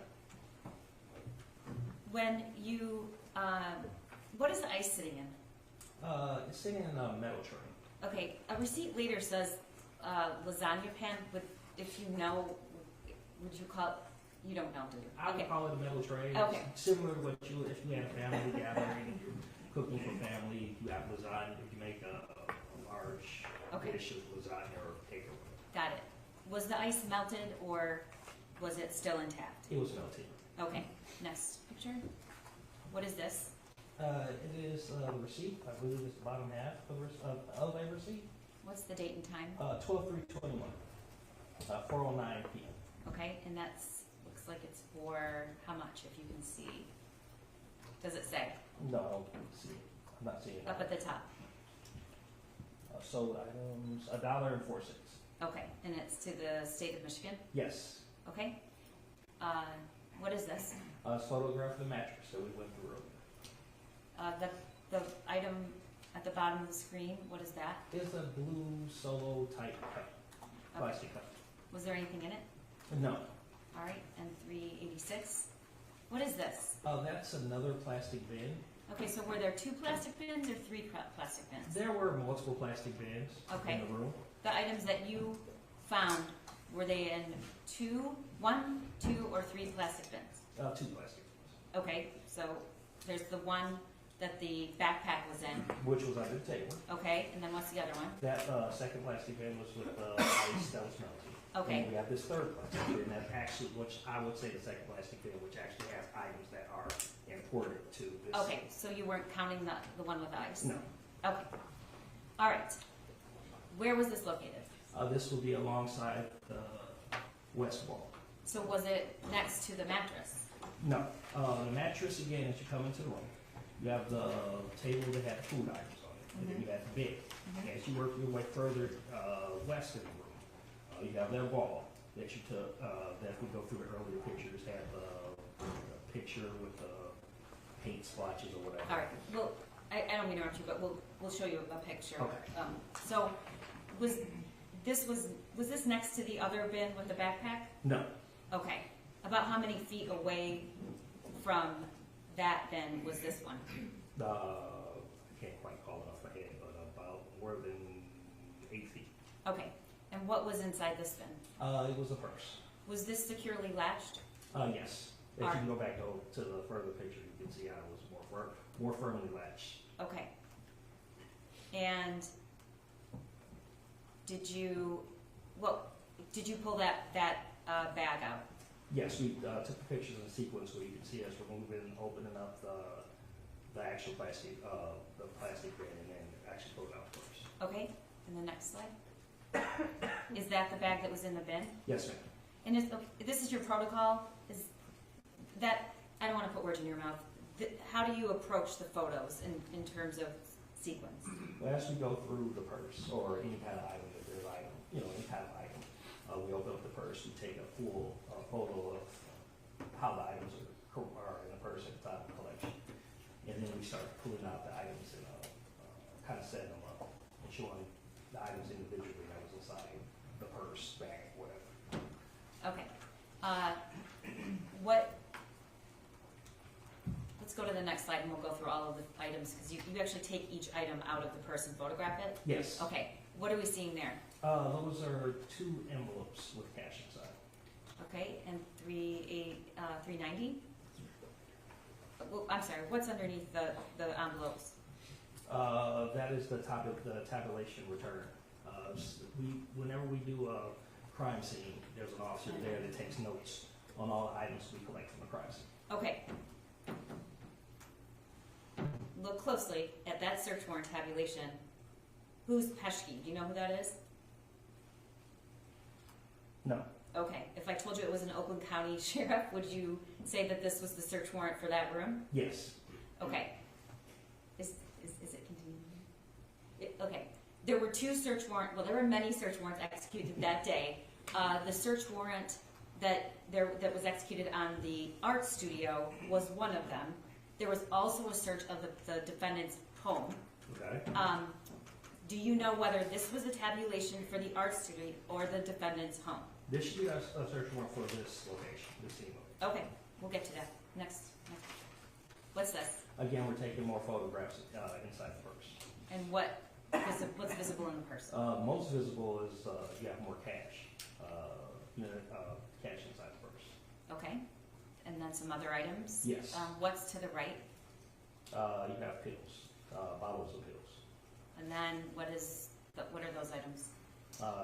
Along where, if you, there you go. You have the keys, and as you go further To the right, you start to see the cell phones that we also collect. Okay, next picture. That's a close-up of the cash. Yes, ma'am. All right, and 392. No, you have a close-up of the pills and cell phones, and also the keys to the Kia outside. Okay, how many cell phones? 4. All right, and did you notice anything about these cell phones? Well, first of all, were they on or were they off? All the cell we off at the time of we collected. All 4 of the cell phones were off? Yes, ma'am. Okay. Anything else did you notice about the cell phones? As you see, one cell phone is, as I say in my report, severely damaged. All right, and is that's the front screen? Yes. Okay. So would you say that's multiple cracks indicating damage or a couple cracks? I'm comfortable with saying severely damaged. Okay. Next. That's a close-up? Close-up of the keys that we collected from inside first. And what is that card, if you know? Look, it says card activation. It's like some kind of bank card or some kind. Okay. Next slide. All right, this is a close-up of the medications. Mm-hmm. All right, and can you read what the medications? First of all, are they prescription? They are prescription. And who are they prescribed to? Jennifer Crumbley. All right, and do you know what each prescription bottle is for? You have 2 bottles of Adderall, and then the 3rd bottle I can't quite make out. Okay. I'm gonna close up there. What is that? Alloproxolone? All right. Do you know what that is? No. Okay. If I told you it was Xanax, do you have any reason to disbelieve that? I would have it disagree. No. Okay. All right. Next. Again, we have photos of the cell phones. Okay. And the next one. What is this? That's when we started pulling out the cash and counting it. Is that your protocol? You lay out all of the bills? Yes. Okay. 397. That's We're continuing to count the money as we find it. okay. And we're still counting money. And we're still counting money. I think that's the last photo of money. All right. Did you count all the money? Yes, we counted all the money. What was the total in cash that was in the purse? $6,617. Okay. 400. What is this? It's another photo of the receipt. I believe that's the top section of the receipt from earlier. And what is the date and time? 12/3/21, 4:37 p.m. Can you read the items on the receipt? No problem. Jeffrey giant lasagna pan, burners 2 liter, got a recycling fee overcharge, paper towel, Kleenex Ultra tissue. Okay. All right. Lieutenant Melissa's going to help me just for demonstrative purposes pull out just some of these items that are not exactly clear in the photo. So I just wanted to ask you in detail if this was the item that you photographed. Is that okay? Yeah, no problem. Okay. The first is the book pack, the backpack.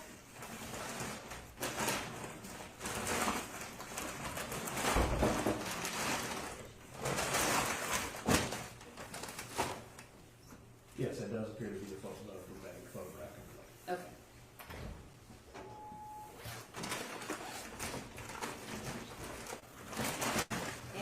And that's where the packet is with the horse medication. It looks like, was this in the backpack? It was in the back. Okay, and then the clothing items were also in there. Yes, ma'am. Okay. And then the next,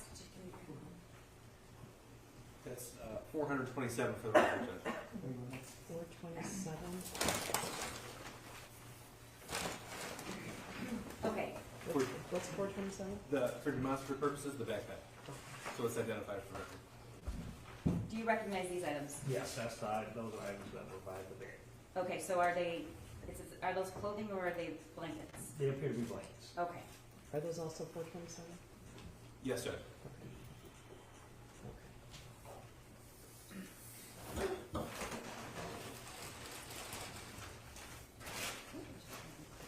That's the Snipes bag, correct? Yes, ma'am. Okay.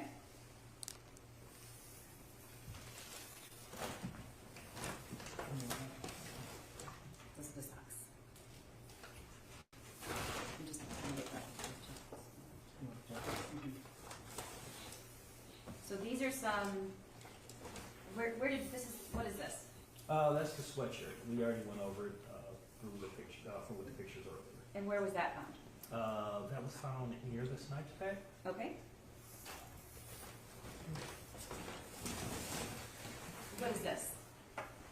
That was the jacket that was over the chair. Okay. That had the hotel room card inside. Okay.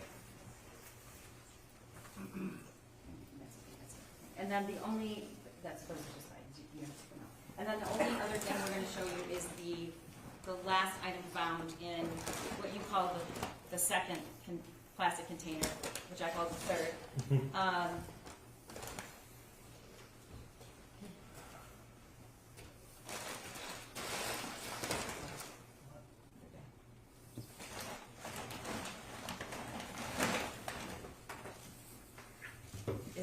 Is this that, in that container? Yes, that's the purse. Okay, and were the cell phones found in this bag? Cell phones, the money, yes, that was in the bag. Okay, thank you.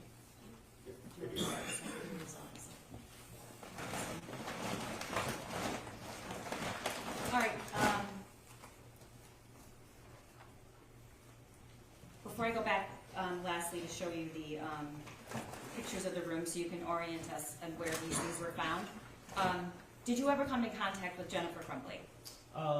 We were requested to Oakland County Jail to photograph both the properties. Okay, and why were you asked to do that? We were just requested to take pictures if there are any injuries, regarding their arrest. Because the request was not only for the search warrant, but if you look at my report, the request was to process the scene of a search warrant and arrest at the address at 1111 Bellevue Street. Okay. Do you see Jennifer Crumbley in the courtroom today? Yes, I do. Can you point her out and describe something she's wearing? She's right there, and she's wearing a blue jacket, or a suit jacket. May the record reflect that he's properly identified the defendant. The record will say. Okay, lastly, I just want to take you to the initial photos that you took to the room to try to point out where exactly you found each of these plastic bins.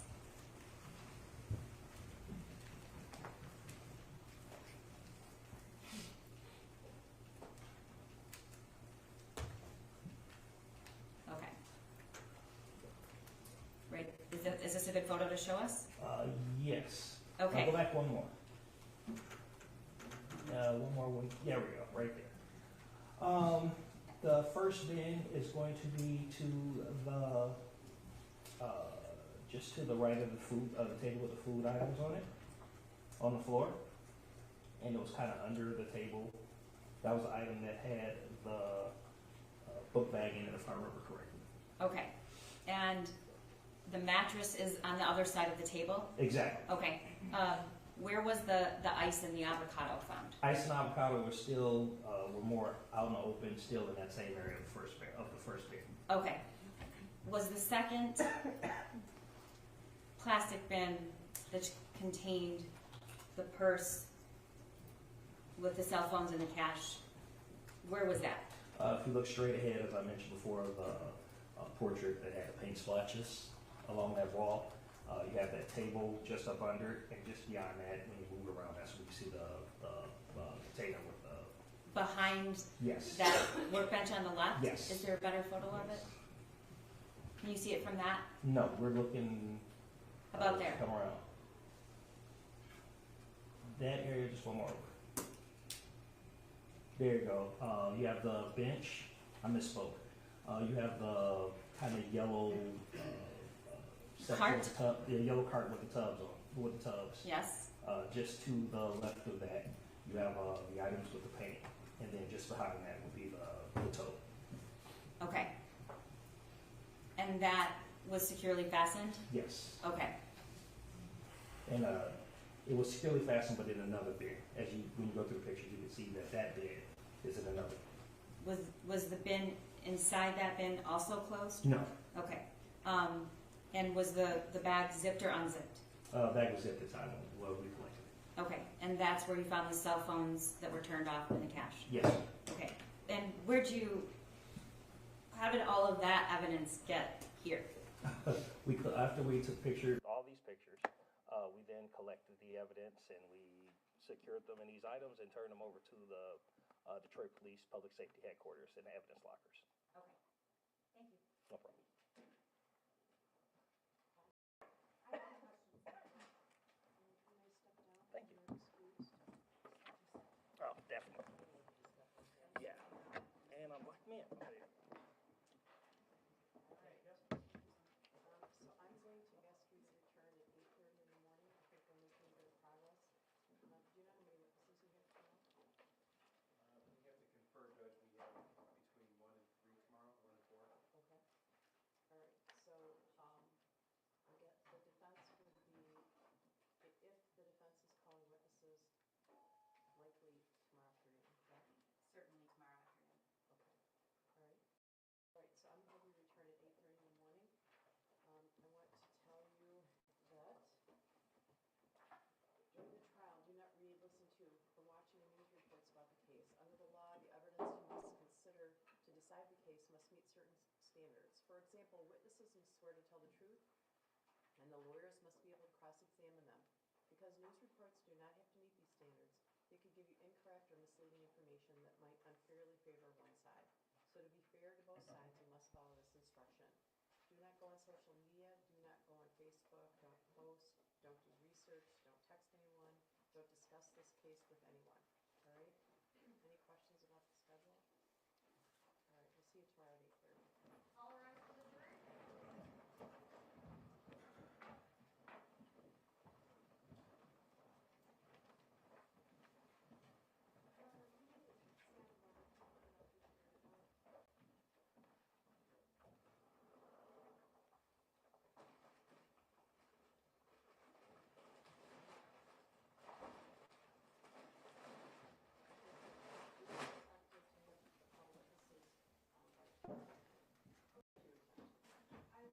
I'm prepared for that. I am asking if I can please be notified of who the prosecution is calling for tomorrow, when they know.